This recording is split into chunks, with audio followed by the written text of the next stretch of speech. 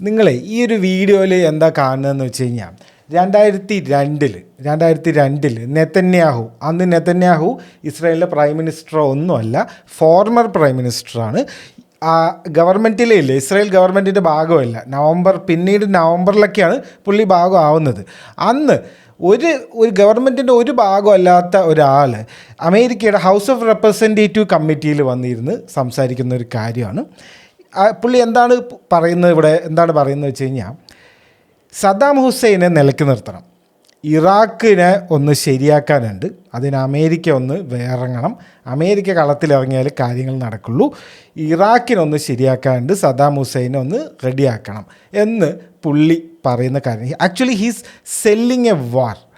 2002 ആലോചിക്കണം, അമേരിക്ക ഈ 9/11 കഴിഞ്ഞ് ഇനി ആരെ കൊല്ലണം എന്ന് റെഡിയായി നിൽക്കുന്ന ആ ഒരു സമയത്താണ് ഇയാൾ ഇവിടെ വന്ന് ഇന്ന് സംസാരിക്കുന്നത്. ഓക്കെ, ഇനി കുറച്ച് ഫാസ്റ്റ് ഫോർവേഡ് അടിക്കാം, വേണമെങ്കിൽ ഒരു കൊല്ലം ഫാസ്റ്റ് ഫോർവേഡ് അടിക്കുക. 2003 എന്ത് സംഭവിച്ചെന്നറിയാലോ, ഇറാഖിൽ അമേരിക്ക യുദ്ധത്തിന് പോയി. ഓക്കെ, അത് വേറൊരു ടോപ്പിക്കാണ്, അവിടെ ഇരിക്കട്ടെ. ഇനി കുറച്ചുകൂടെ ഫാസ്റ്റ് ഫോർവേഡ് അടിച്ച് 2024 വന്നു കഴിഞ്ഞാൽ, 2024 അമേരിക്കൻ കോൺഗ്രസ്സിൽ നെതന്യാഹു പറഞ്ഞ വേറൊരു കാര്യമാണ് നമ്മളിവിടെ കൊടുത്തിരിക്കുന്നത്. അതിലെന്താണ് പുള്ളി പറയുന്നത് വെച്ച് കഴിഞ്ഞാൽ, സെയിം കാര്യം തന്നെ. അതായത് ഒരാളെ നിലയ്ക്ക് നിർത്തണം, ഈ മിഡിൽ ഈസ്റ്റിലെ സമാധാനത്തിന് ഈ ഒരു കൺട്രീനെ നിലയ്ക്ക് നിർത്തണം. ഹീസ് ആക്ച്വലി സെല്ലിങ് അനദർ വാർ. വേറൊരു യുദ്ധം കൂടെ പുള്ളി സെല്ല് ചെയ്യാൻ നോക്കുകയാണ്. അപ്പോൾ ഇത്തവണ പക്ഷെ പേരിലൊരു വ്യത്യാസമുണ്ട്. ഇറാഖ് ഒരു ലെറ്റർ വ്യത്യാസമുണ്ട്. ഇറാഖല്ല, ഇറാൻ. പുള്ളി പറഞ്ഞ കാര്യമാണ്. I'm not making this up or something. ഞാനൊന്നും ചെയ്യുന്നല്ല. പുള്ളി അന്ന് ഒരു കൊല്ലം മുന്നേ യുദ്ധം നടക്കുന്നതിൻ്റെ 2002 വന്ന് പറഞ്ഞു ഇറാഖിൽ പോകണം. ഇപ്പോൾ 2024 വന്ന് പറയുന്നു, എനിക്ക് ഇവിടേക്ക് പോകണം, നിൻ്റെ സഹായം അമേരിക്കക്കാരും എൻ്റെ കൂടെ വേണം എന്നാണ് പുള്ളി പറയുന്നത്. ആക്ച്വലി ഇതാണ് നമ്മളൊരു പാറ്റേൺ റെക്കഗ്നിഷൻ എന്ന് പറയാം. 24 കഴിഞ്ഞ് ഒരു കൊല്ലം കഴിഞ്ഞ് വീണ്ടും 25 എന്ത് സംഭവിച്ചു? ഒരു ഫുൾ ഔട്ട് ഒരു വാറിലേക്ക് പോയി. ഡൊണാൾഡ് ട്രംപ് ഉള്ളത് കൊണ്ട് മാത്രമാണ് ഇപ്പോൾ സീസ് ഫയറൊക്കെ ആയി ഇപ്പോൾ നിൽക്കുന്നത്. ഒരു അച്ഛൻ്റെ ഒരു റോളായിരുന്നു ഡൊണാൾഡ് ട്രംപിന്. You can hate the Guy, even I hate the Guy Donald Trump. എനിക്ക് ഇഷ്ടമൊന്നുമല്ല പുള്ളിയെ, പക്ഷേ പുള്ളിയുടെ ഒരു ഡിപ്ലോമസി ഉണ്ട്.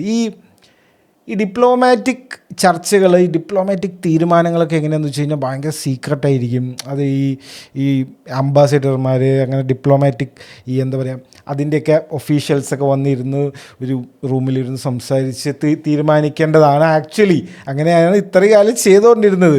പക്ഷെ പുള്ളിയുടെ ഒരു ലെവൽ അങ്ങനെയല്ല. പുള്ളി ട്വിറ്ററിലാണ് ഇതൊക്കെ തീരുമാനിക്കുന്നത്.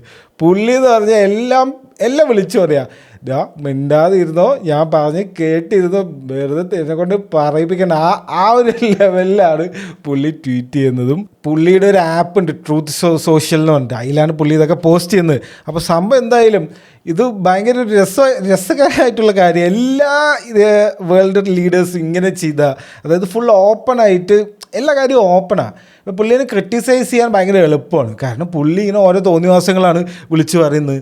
അപ്പോൾ നമുക്ക് ഇയാളെന്താ ഇങ്ങനെ, അങ്ങനെ ഒരു തോന്നലായി പോകും. കാരണം പുള്ളി ഇയാൾ എന്ത് പറഞ്ഞാലും ശരിയാവില്ല, ഇതിങ്ങനെ തന്നെയെന്ന് എല്ലാവർക്കും തോന്നി. കാരണം അയാൾ അങ്ങനെയാണ് ചെയ്യുന്നത്. ഇത്രയും ഓപ്പണായിട്ടൊരു വേൾഡ് ലീഡർ ഉണ്ടോ എന്ന് എനിക്കറിയില്ല. എല്ലാവരും ഭയങ്കര സീക്രട്ടായിട്ടല്ലേ ഇങ്ങനത്തെ കാര്യങ്ങളൊക്കെ ചെയ്യുക. ആരെങ്കിലും ഇസ്രായേലിൻ്റെ അടുത്ത് ഇസ്രായേലെ മിണ്ടാണ്ടിരുന്നോട്ടാ, ഞാൻ പറഞ്ഞു കേട്ടോ, ഞാൻ പറഞ്ഞു അല്ലാണ്ട് വല്ല മിസൈലെല്ലാം വിട്ടാണ്ട് എല്ലാ സ്വഭാവം മാറും. What the fuck they are doing, they don't know what fuck they are doing എന്നൊക്കെയാണ് പുള്ളി പറയുന്നത്. I don't think anybody has that guts to do this kind of things. എനിക്കറിയില്ല ആരാണ്. പുട്ടിനൊക്കെ വേണമെങ്കിൽ ചെയ്യാം, പക്ഷെ പുട്ടിനൊക്കെ ഭയങ്കര സീക്രട്ടല്ലേ അവിടെയൊക്കെ. പുള്ളി ഇപ്പം എന്താ ചെയ്യണമെന്ന് ആർക്കെങ്കിലും അറിയോ? ഇല്ല. കാരണം അത്രയും സീക്രട്ടായിട്ടാണ് പുള്ളി കാര്യങ്ങളൊക്കെ ചെയ്യുന്നുണ്ട്. പക്ഷേ ഭയങ്കര സീക്രട്ടായിട്ടല്ലേ ഇതൊക്കെ ചെയ്യുന്നത്. ഇപ്പോൾ നോർത്ത് കൊറിയയിൽ നമ്മുടെ കിമ്മണ്ണം വന്നിട്ട് ഞാൻ എന്താ ബോംബ് ഉണ്ടാക്കാൻ പോകുന്നു, ഇവരെന്താ എന്നെ കൂട്ടാത്ത ഈ യുദ്ധത്തിൽ, ഇതൊക്കെ പറഞ്ഞിട്ട് പോസ്റ്റ് ഇട്ടാൽ എങ്ങനെ ഉണ്ടാവും? അതുപോലെയാണ് ഇപ്പോൾ പുള്ളി ആക്ച്വലി ചെയ്യുന്നത്. അപ്പോൾ ഈ നെതന്യാഹുവിൻ്റെ ആ ഒരു പാറ്റേൺ റെക്കഗ്നിഷൻ എല്ലാവർക്കും മനസ്സിലായി. അതൊന്ന് നോട്ട് ചെയ്ത് വെച്ചോ. 2022 പറഞ്ഞു, 2023 ഇറാഖ് യുദ്ധത്തിന് പോയി, 2024 വന്ന് പറഞ്ഞു, 2025 യുദ്ധം പോയി. ട്രംപ് ഉള്ളതുകൊണ്ട് ഇപ്പോൾ നിൽക്കുന്നുണ്ട്. പക്ഷെ പിള്ളേർ അടങ്ങിയിരിക്കുന്ന എനിക്ക് തോന്നുന്നില്ല. ഇപ്പോൾ സീസ് ഫയറൊക്കെയാണ്. ഇത്രയും പ്രശ്നങ്ങളൊക്കെ ഉണ്ടായിട്ടും നെതന്യാഹുവും ഇസ്രായേലും പറഞ്ഞത് റെജീം ചേഞ്ച് വേണം, ഈ ആയത്തുള്ള കമീനി ഉണ്ടല്ലോ പുള്ളിനെ പുറത്താക്കണം എന്നാണ് അവർ പറഞ്ഞുകൊണ്ടേയിരിക്കുന്നത്. പക്ഷേ ട്രംപ് ആയതുകൊണ്ടാണ് ഇപ്പോൾ അതിനൊന്നും നിൽക്കുന്നില്ല. ഇപ്പോൾ സീസ് ഫയർ അനൗൺസ് ചെയ്തിരിക്കുന്നത്. പിന്നെ അതും പോരാഞ്ഞിട്ട് 2 പേർക്കും നല്ല അടി കിട്ടിയിട്ടുണ്ട്. ഓക്കെ, അതായത് അത് നമുക്ക് സമ്മതിച്ചു കൊടുത്തേ പറ്റുള്ളൂ. കാരണം നമ്മൾ ഇപ്പോൾ ഇങ്ങനെ ചിന്തിക്കുക, അതായത് ഒരു ഡെമോക്രസി എന്ന് പറഞ്ഞാൽ എലക്ഷനും ബാക്കിയുള്ള കാര്യങ്ങളൊക്കെ ഉള്ള ഒരു സ്ഥലവും ഇതൊന്നും ഇല്ലാത്തൊരു സ്ഥലവും.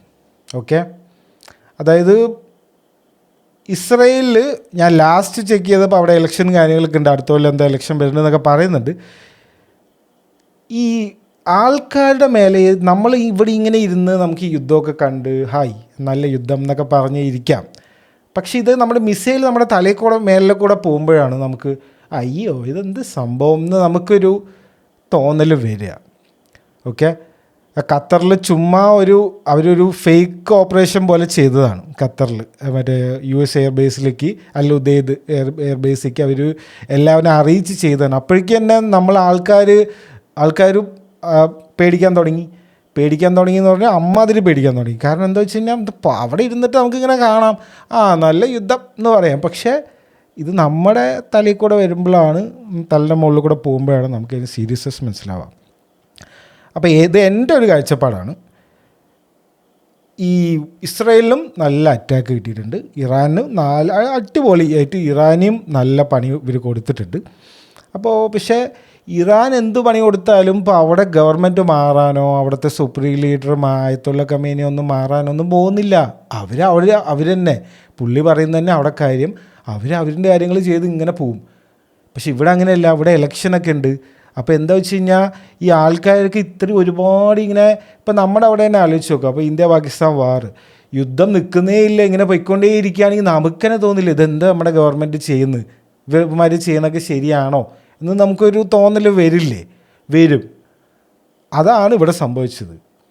അപ്പോൾ 2 സ്ഥലത്തേക്ക് നല്ല പണി കിട്ടിയതുകൊണ്ട് അവർ നിർത്തി. ഇപ്പോൾ തൽക്കാലം സീസ് ഫയർ എന്ന് പറഞ്ഞ് നിൽക്കുകയാണ്. ഉറപ്പായിട്ടും ഇനി മൊസാദിൻ്റെ കളികൾ മൊബൈലിൽ മറ്റേ ചിപ്പിൽ ബോംബ് വയ്ക്കുക, പേജറിൽ ബോംബ് വയ്ക്കുക, ഇങ്ങനത്തെ പരിപാടികളൊക്കെ കണ്ടിന്യൂ ചെയ്യും. ഇതന്നെ ആയിരുന്നല്ലോ ഇപ്പോൾ എത്രയായാലും. ഇങ്ങനെ ഓപ്പൺ വാർ തുടങ്ങിയിട്ട് ഇപ്പോൾ ഒരാഴ്ചയിലായിട്ടുള്ളൂ. What A week! ഈ ഒരു 10-12 ദിവസം ഒരു റോളർ കോസ്റ്റർ റൈഡായിരുന്നു. World War III വരും, World War III നാളെ വരും, ഇന്നലെ വരും, മറ്റന്നാൾ വരും. അപ്പോഴേക്കും അവർ വന്ന് B2 bomber, mid night hammer ഒരു ഓപ്പറേഷൻ നടത്തുന്നു. ഭയങ്കര പ്രശ്നങ്ങൾ 10-12 ദിവസം. ഇപ്പം എല്ലാവരും സമാധാനമായി. പക്ഷേ ഈ സമാധാനം കണ്ടിന്യൂ ആവുന്നൊന്നും എനിക്ക് തോന്നുന്നില്ല. It's my opinion. ഓക്കെ, അപ്പോൾ ഇത് കാരണമായിരിക്കും 2 പേർക്കും നല്ല അടി കിട്ടിയിട്ടുണ്ട്. അപ്പോൾ ഒരുപാട് അറ്റാക്ക് ഇസ്രയേലിനും താങ്ങാൻ പറ്റില്ല, ഒരുപാട് അറ്റാക്ക് ഇറാൻകാർക്ക് പിന്നെ വേറെ വഴിയൊന്നുമില്ല. പക്ഷെ അവർക്കും താങ്ങാനൊന്നും പറ്റില്ല. അവരുടെയും പൈസ പോയിക്കൊണ്ടിരിക്കുകയല്ലേ. ഓരോ മിസൈലിന് എന്താ വില എന്ന് വെച്ചിട്ടാണ് 2 മില്യൺ 1 മില്യണൊക്കെയാണ് ഓരോ മിസൈൽ, ബാലിസ്റ്റിക് മിസൈലിനൊക്കെ എന്താ വില. അപ്പോൾ ഇതൊക്കെ വിടുന്നതിനൊരു പരിധിയില്ലേ. എത്ര ഓയിൽ മണി ഉണ്ട് എന്ന് പറഞ്ഞാലും ഈ സംഭവങ്ങൾ ഇത്രയും പോണത് ഒരു പരിധി ഉണ്ട് ആക്ച്വലി. അപ്പോൾ അതാണ് സംഭവം. അതാണ് സംഭവിച്ചതെന്നാണ് എൻ്റെ ഒരു അഭിപ്രായം. എല്ലാവർക്കും ഓരോ അഭിപ്രായം ഉണ്ടാവും. എൻ്റെ അഭിപ്രായം അതാണ്. 2 പേർക്ക് അടി കിട്ടി. അപ്പോൾ 2 പേർക്ക് ഇത്തിരി ഇതുണ്ട്, ഇത് നിർത്തിയാൽ കൊള്ളാമെന്നുണ്ട്, അതുകൊണ്ട് നിർത്തി. പക്ഷേ ഇസ്രായേലുകാർക്ക് അവിടെ റെജീം ചേഞ്ച് വേണം തന്നെയാണ് ഇപ്പോഴും, അത് അവർ ഓപ്പണായിട്ട് പറയുന്നുണ്ട്. അപ്പോൾ ഇത് എവിടെ എത്തി നിൽക്കുന്നതെന്ന് ചോദിച്ചു കഴിഞ്ഞാൽ, ഇപ്പോൾ അവസാനം ലേറ്റസ്റ്റ് ആയിട്ടൊരു ന്യൂസ് വരുന്നത് CNN പുറത്തുവിട്ടതാണ്. പെൻറ്റഗണിൻ്റെ DIA എന്ന് പറയും, ഈ ഡിഫൻസ് ഇൻ്റലിജൻസ് ഏജൻസി അമേരിക്കയിലുള്ള പെൻറ്റഗണിലുള്ള, അതിൽ നിന്ന് ഒരാൾ ലീക്ക് ചെയ്തൊരു ന്യൂസ് എന്താ വെച്ച് കഴിഞ്ഞാൽ, ഈ ഓപ്പറേഷൻ മിഡ് നൈറ്റ് നടന്നിട്ട് ഒന്നും സംഭവിച്ചിട്ടില്ല, വലിയ കാര്യമൊന്നുമില്ല എന്നാണ് ഇപ്പോൾ അമേരിക്കക്കാർ തന്നെ പറയുന്നത്. ചേടാ, അപ്പോൾ അതാണ് ഇത് ഒന്നും നമുക്ക് എന്ത് വിശ്വസിക്കണം ഏത് വിശ്വസിക്കണം എന്ന് ഒരു പിടിയില്ല. പക്ഷേ ഇപ്പോൾ റിപ്പോർട്ടുകൾ CNN ഒക്കെ റിപ്പോർട്ട് ചെയ്തിട്ടുണ്ട്. അവരുടെ കയ്യിൽ ഒരു ഇൻസൈഡർ ഉണ്ട്. ഒരു ഇൻസൈഡർ റിപ്പോർട്ട് വന്നിട്ട് ഈ കാര്യം പറഞ്ഞു എന്നാണ് പറയുന്നത്. അവർ പറയുന്നത് കുറച്ച് മാസങ്ങൾ അവർക്ക് ഡിലേ വരും ഈ ന്യൂക്ലിയർ എൻറിച്ച്മെൻറ്റ് പ്രോഗ്രാം ഇറാൻ്റെ, അല്ലാതെ വേറെ കാര്യമായിട്ടൊന്നും സംഭവിച്ചിട്ടില്ല എന്ന് പറഞ്ഞു. ട്രംപ് അതിനെതിരെ കുറേ കാര്യങ്ങൾക്ക് അവരിനെ ചീത്ത വിളിക്കുന്നൊക്കെ ഉണ്ട്. പക്ഷേ ഇങ്ങനെയാണ് വാർത്തകൾ. ഇപ്പോൾ അവസാനം യുദ്ധം ഇവിടെ എത്തിയിട്ടാണ് നിൽക്കുന്നത്. പിന്നെ ഇപ്പോഴത്തെ യുദ്ധങ്ങളുടെ ഒരു പ്രത്യേകത, എല്ലാവരും ജയിക്കും. ഇന്ത്യ പാകിസ്ഥാൻ യുദ്ധം വന്നപ്പോൾ തന്നെ പാകിസ്ഥാൻകാർ ഇത് കഴിഞ്ഞ് വന്ന് സീസ് ഫയർ എന്ന് അനൗൺസ് ചെയ്ത് അവർ ഫുൾ ആഘോഷം. അഫ്രീദി അവിടെ പോയിട്ട് റാലി നടത്തുക, ഷാഹിദ് അഫ്രീദി. എന്തിനാന്ന് ചോദിച്ചാൽ ആർക്കും അറിയില്ല. അവർ പടക്കം പൊട്ടിക്കുക, ലഡ്ഡു കൊടുക്കുക.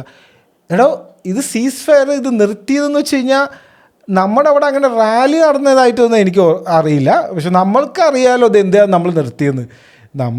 നമ്മുടെ ഒരു കാര്യം കഴിഞ്ഞു, അതിന് റിറ്റാലിയേറ്റ് ചെയ്തു, നമ്മൾ നിർത്തി. പിന്നെ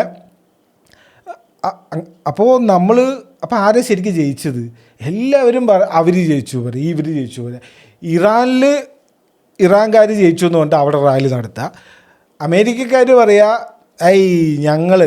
ഞങ്ങൾ ഈ അവിടെ പോയി ആ മിഡ് നൈറ്റ് ഹാമർ നടത്തിയതുകൊണ്ടാണ് ഞങ്ങൾ ജയിച്ചതെന്ന് അവർ പറയാം. ഇസ്രയേലുകാർ പറയും ഞങ്ങൾ വിചാരിച്ച കാര്യങ്ങളൊക്കെ നടന്നു,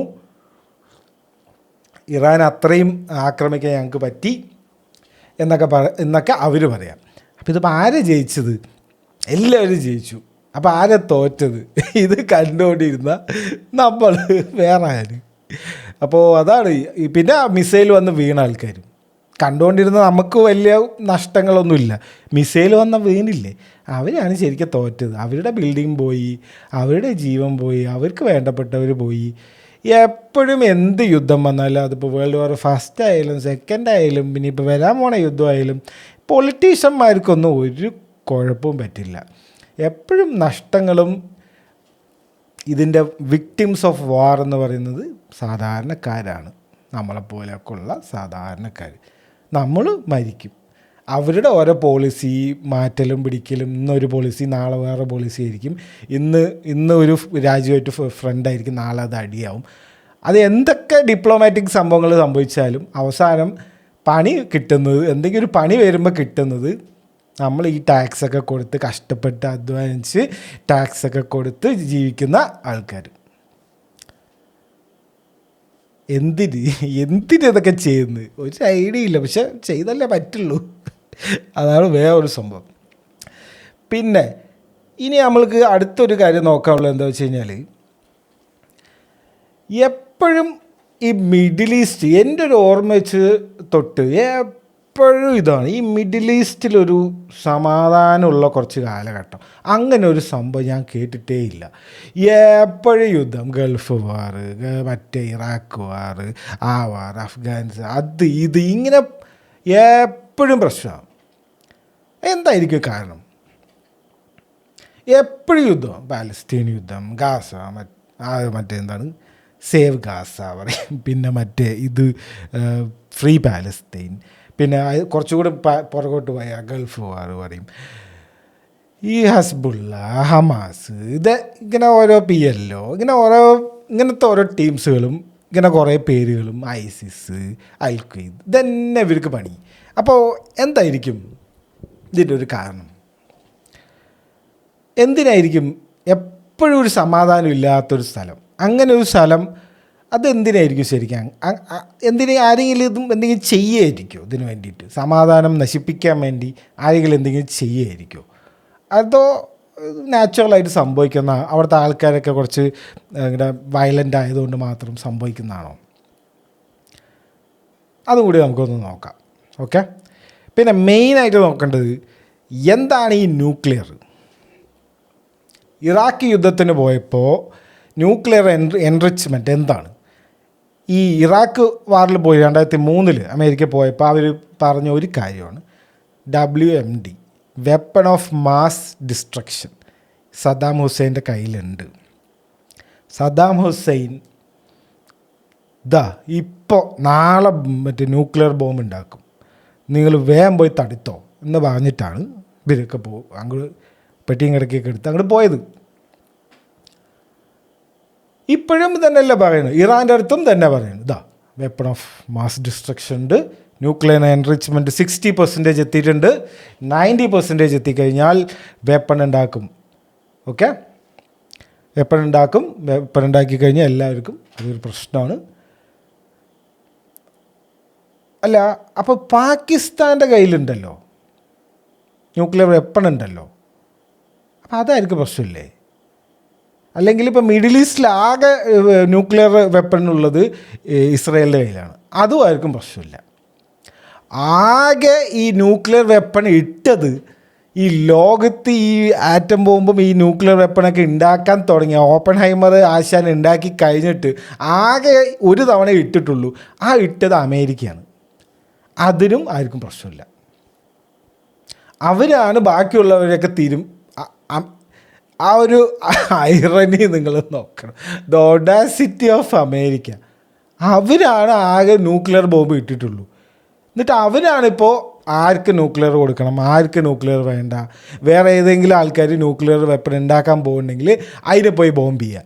മിഡ് നൈറ്റ് ഹാമർ എന്ന് പേര് വേറെ.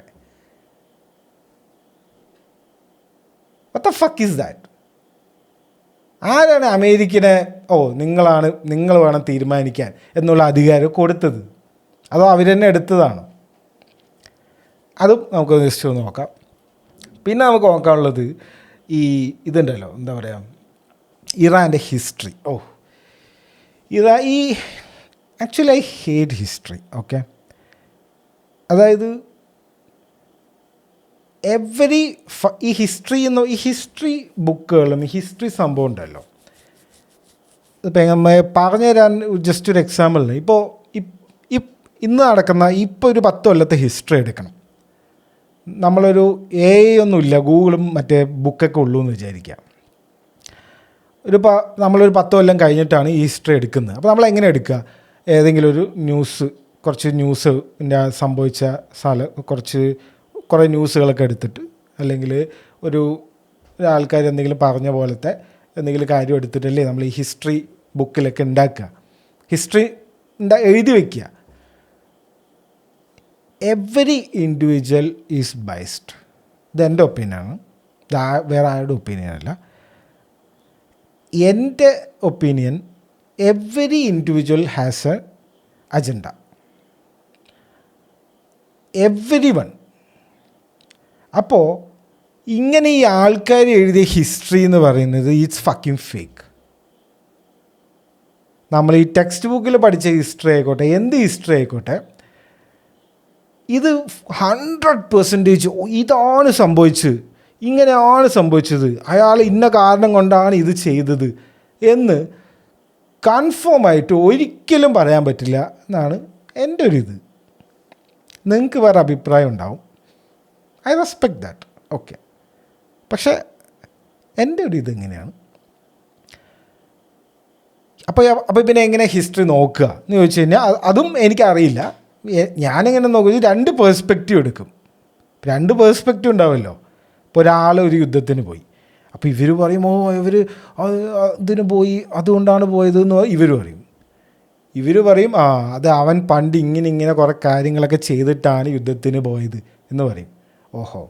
അപ്പോൾ 2 പേർക്ക് 2 റീസൺ ഉണ്ട്. ഇതിപ്പോൾ ഇന്നൊന്നല്ലേ തുടങ്ങിയതല്ല, പണ്ടോട്ടേ ഉണ്ടല്ലേ ഹിസ്റ്ററി എന്ന് പറഞ്ഞിട്ടുള്ള സാധനം. അപ്പോൾ ഈ history is A highly manipulated thing. അത് നമ്മൾ എന്ന് മനസ്സിലാക്കുന്നോ അന്ന് നമുക്ക് കുറച്ച് ചിന്തിക്കാൻ നമുക്ക് പറ്റും. ഇപ്പോൾ കുറേ പേരൊക്കെ അങ്ങനെ ചിന്തിക്കുന്നുണ്ട്, നല്ല കാര്യം.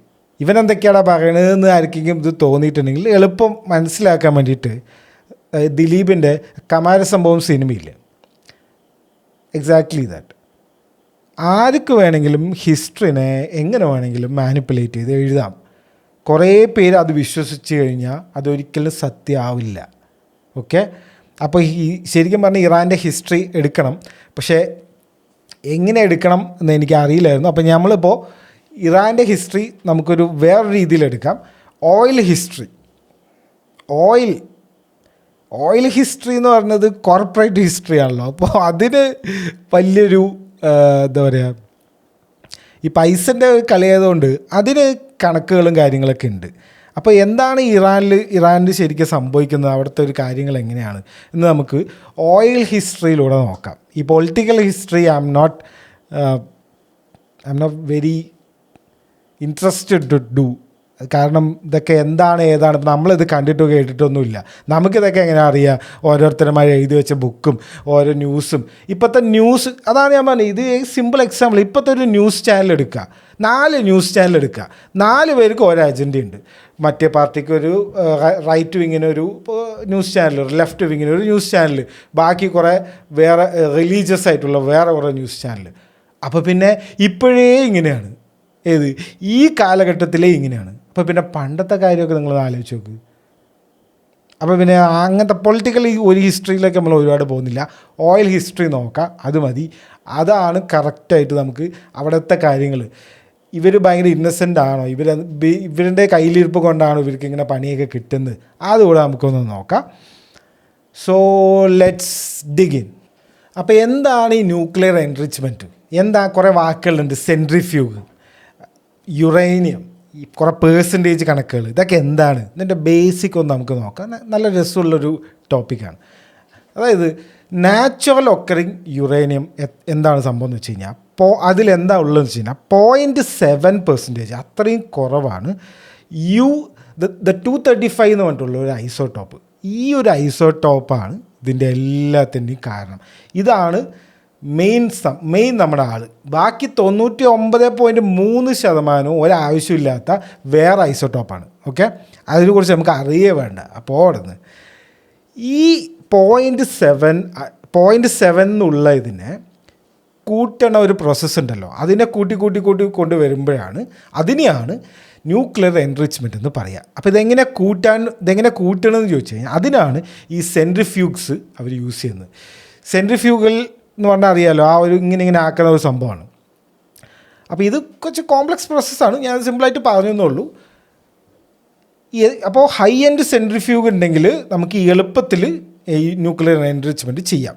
അപ്പോൾ ചില രാജ്യങ്ങൾ പറയുമ്പോൾ ഞങ്ങളുടെ കയ്യിൽ ഭയങ്കര സെൻട്രിഫ്യൂഗ്സ് ഉണ്ട്, ഇത്ര എണ്ണം ഉണ്ട്, ഇത്ര ഭയങ്കര സംഭവം എന്ന് പറഞ്ഞു കഴിഞ്ഞാൽ അതിനർത്ഥം അവർക്ക് ഈസി ആയിട്ട് ഈ യുറേനിയം ദ 235 എന്ന് പറഞ്ഞിട്ടുള്ള ആ ഒരു ഐസോടോപ്പിനെ കൂട്ടിക്കൊണ്ടേ ഇരിക്കാം, അത്രേ ഉള്ളൂ. ഇതാണ് ബേസിക്കലി സംഭവം. ഇനി 3 കാറ്റഗറി ഉണ്ട്. Okay, LEU, HEU weapons the grade 3 ഉണ്ട്.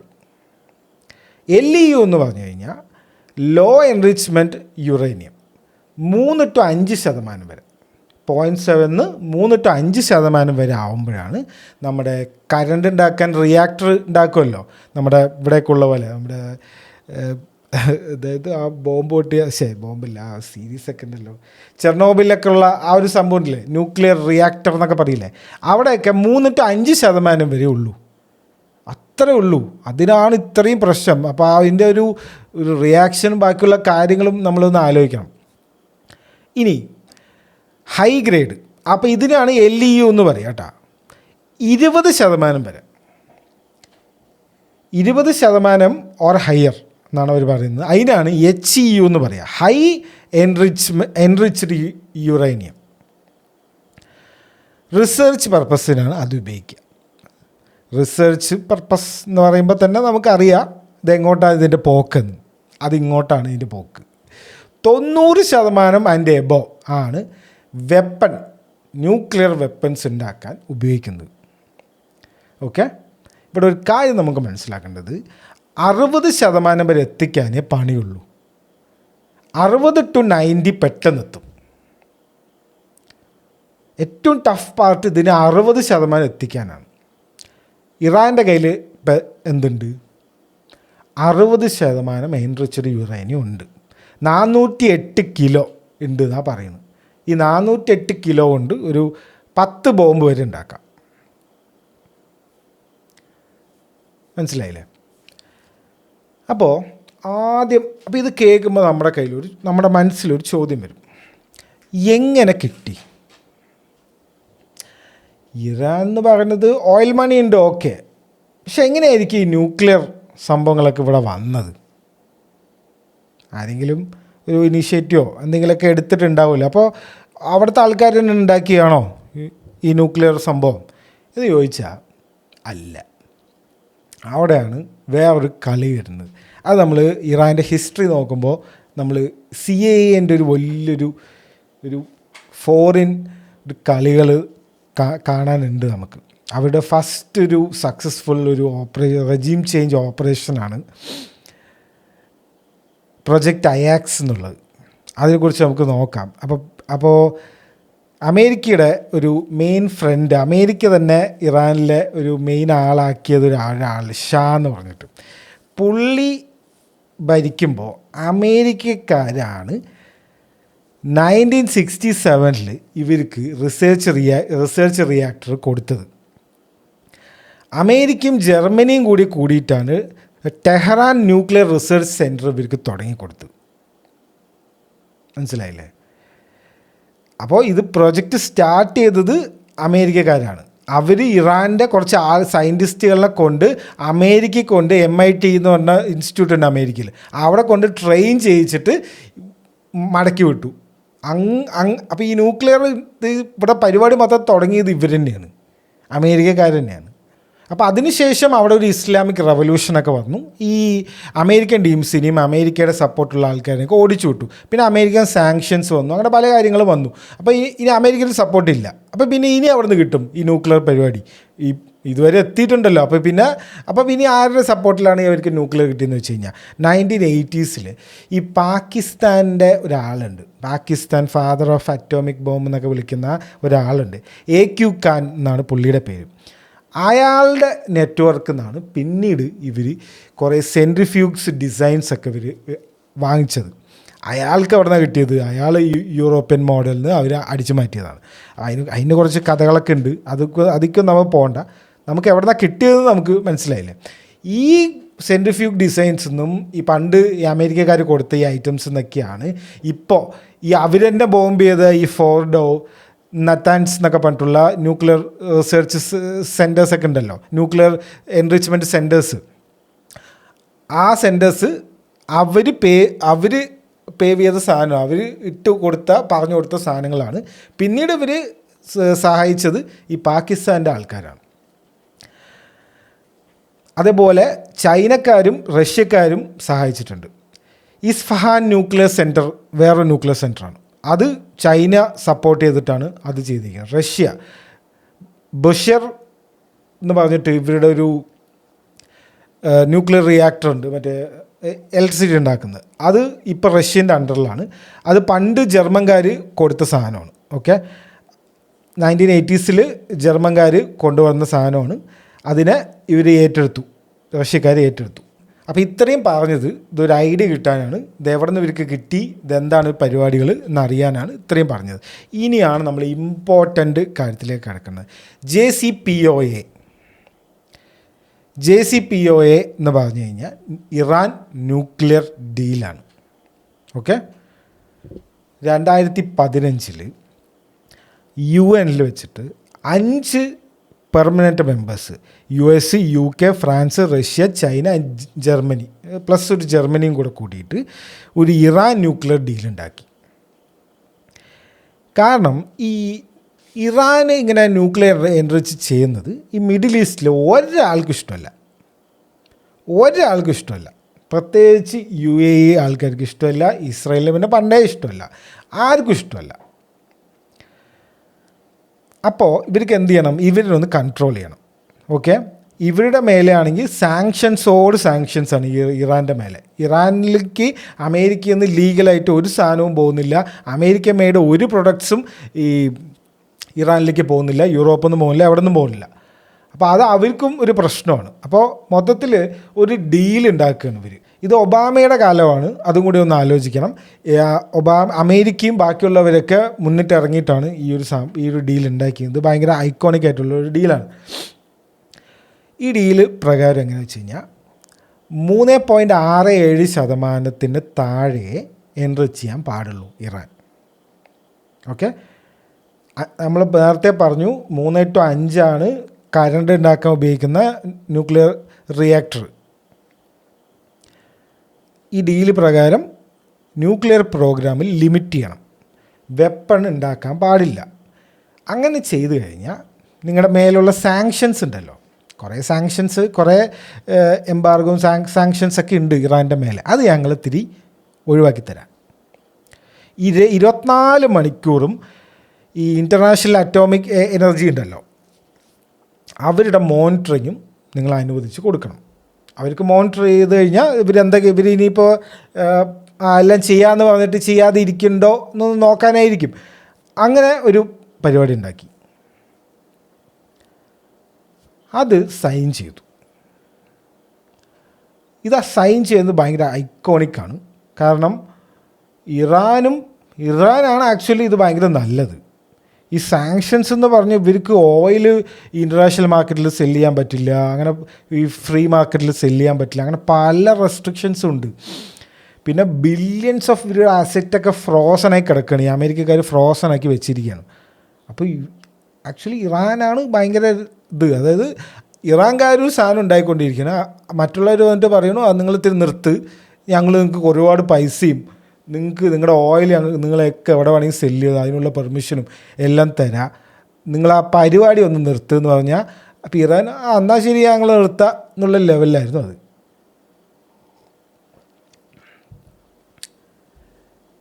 എല്ലാം ഭയങ്കര സ്മൂത്തായിരുന്നു.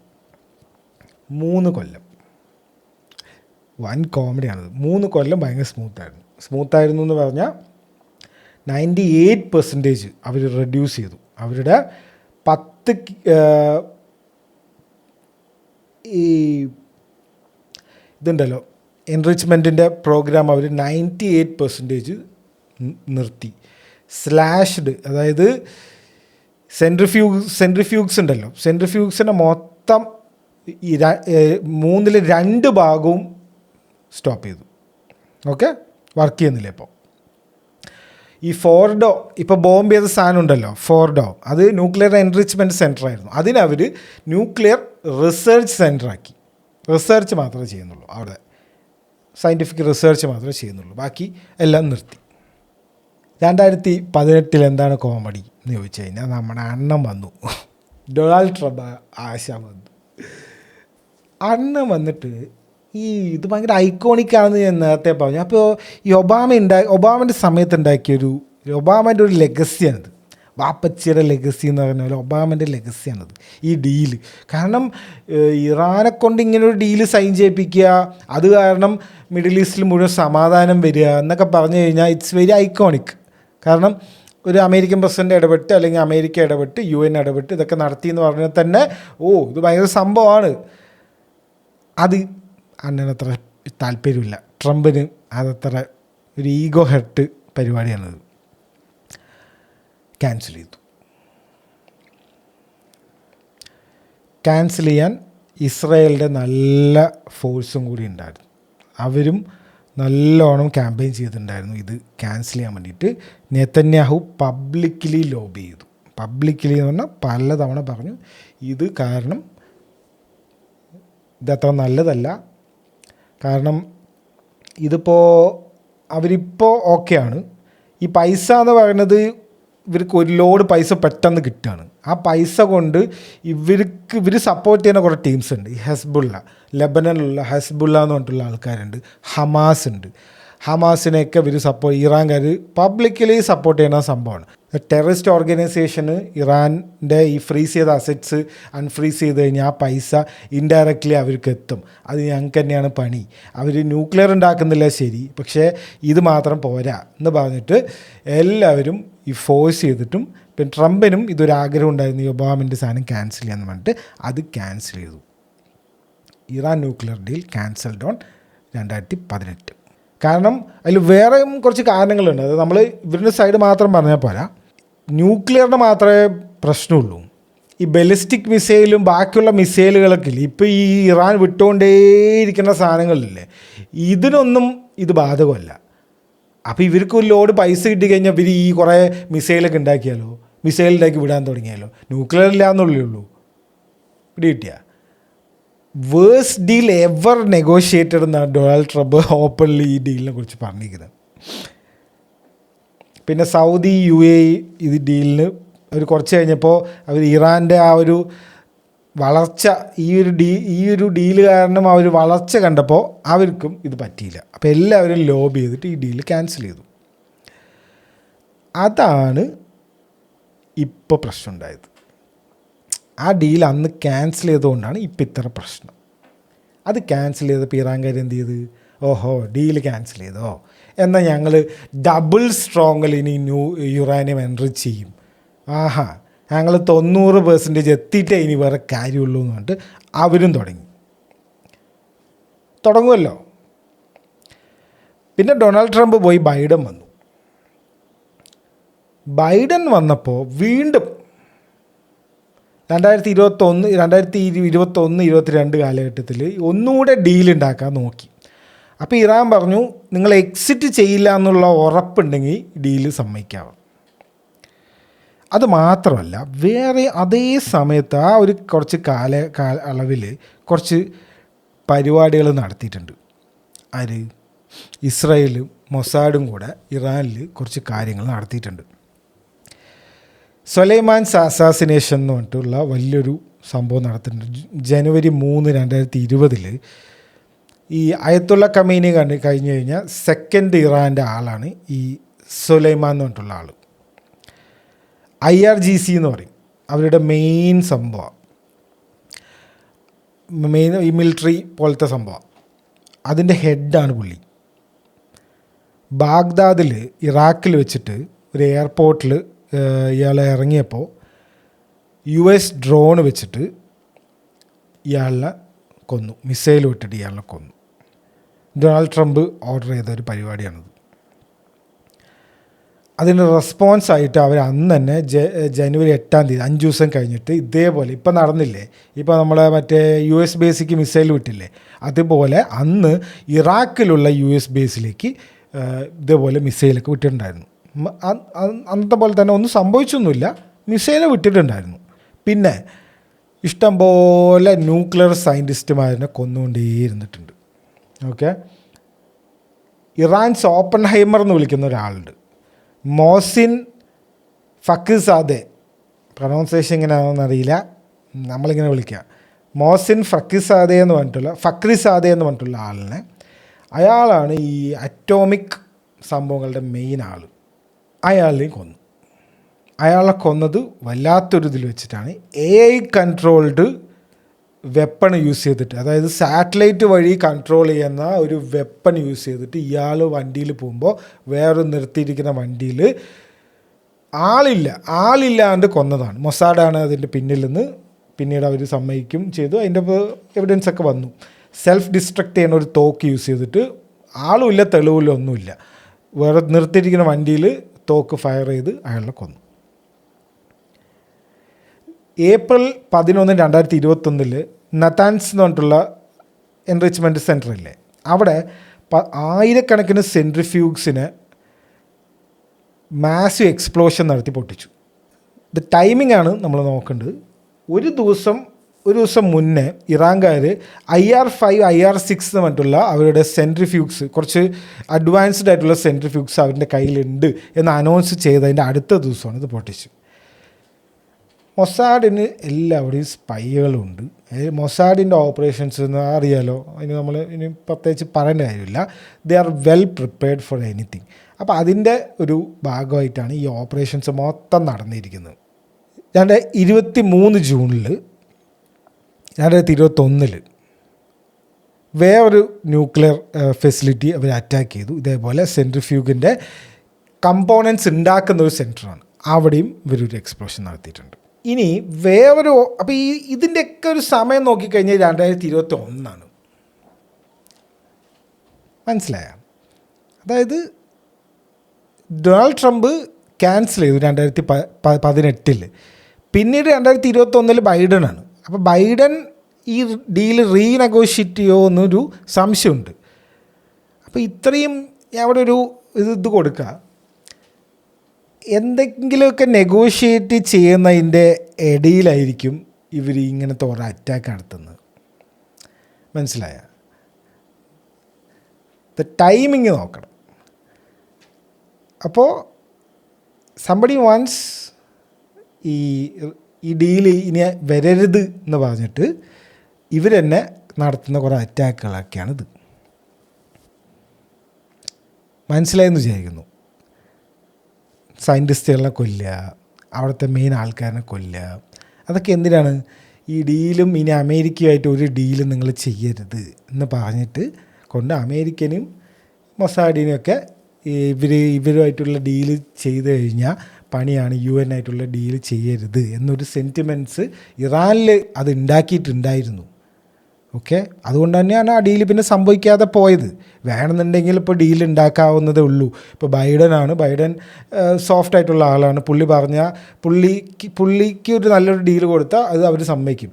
പുള്ളിയൊന്നല്ല ഡീൽ ഉണ്ടാക്കുന്നത്, പുള്ളിക്ക് ഇതൊക്കെ ഏത് സ്ഥലം എന്ന് ആലോചിക്കുന്ന ആളാണ് പുള്ളി, അത് വേറെ കാര്യം.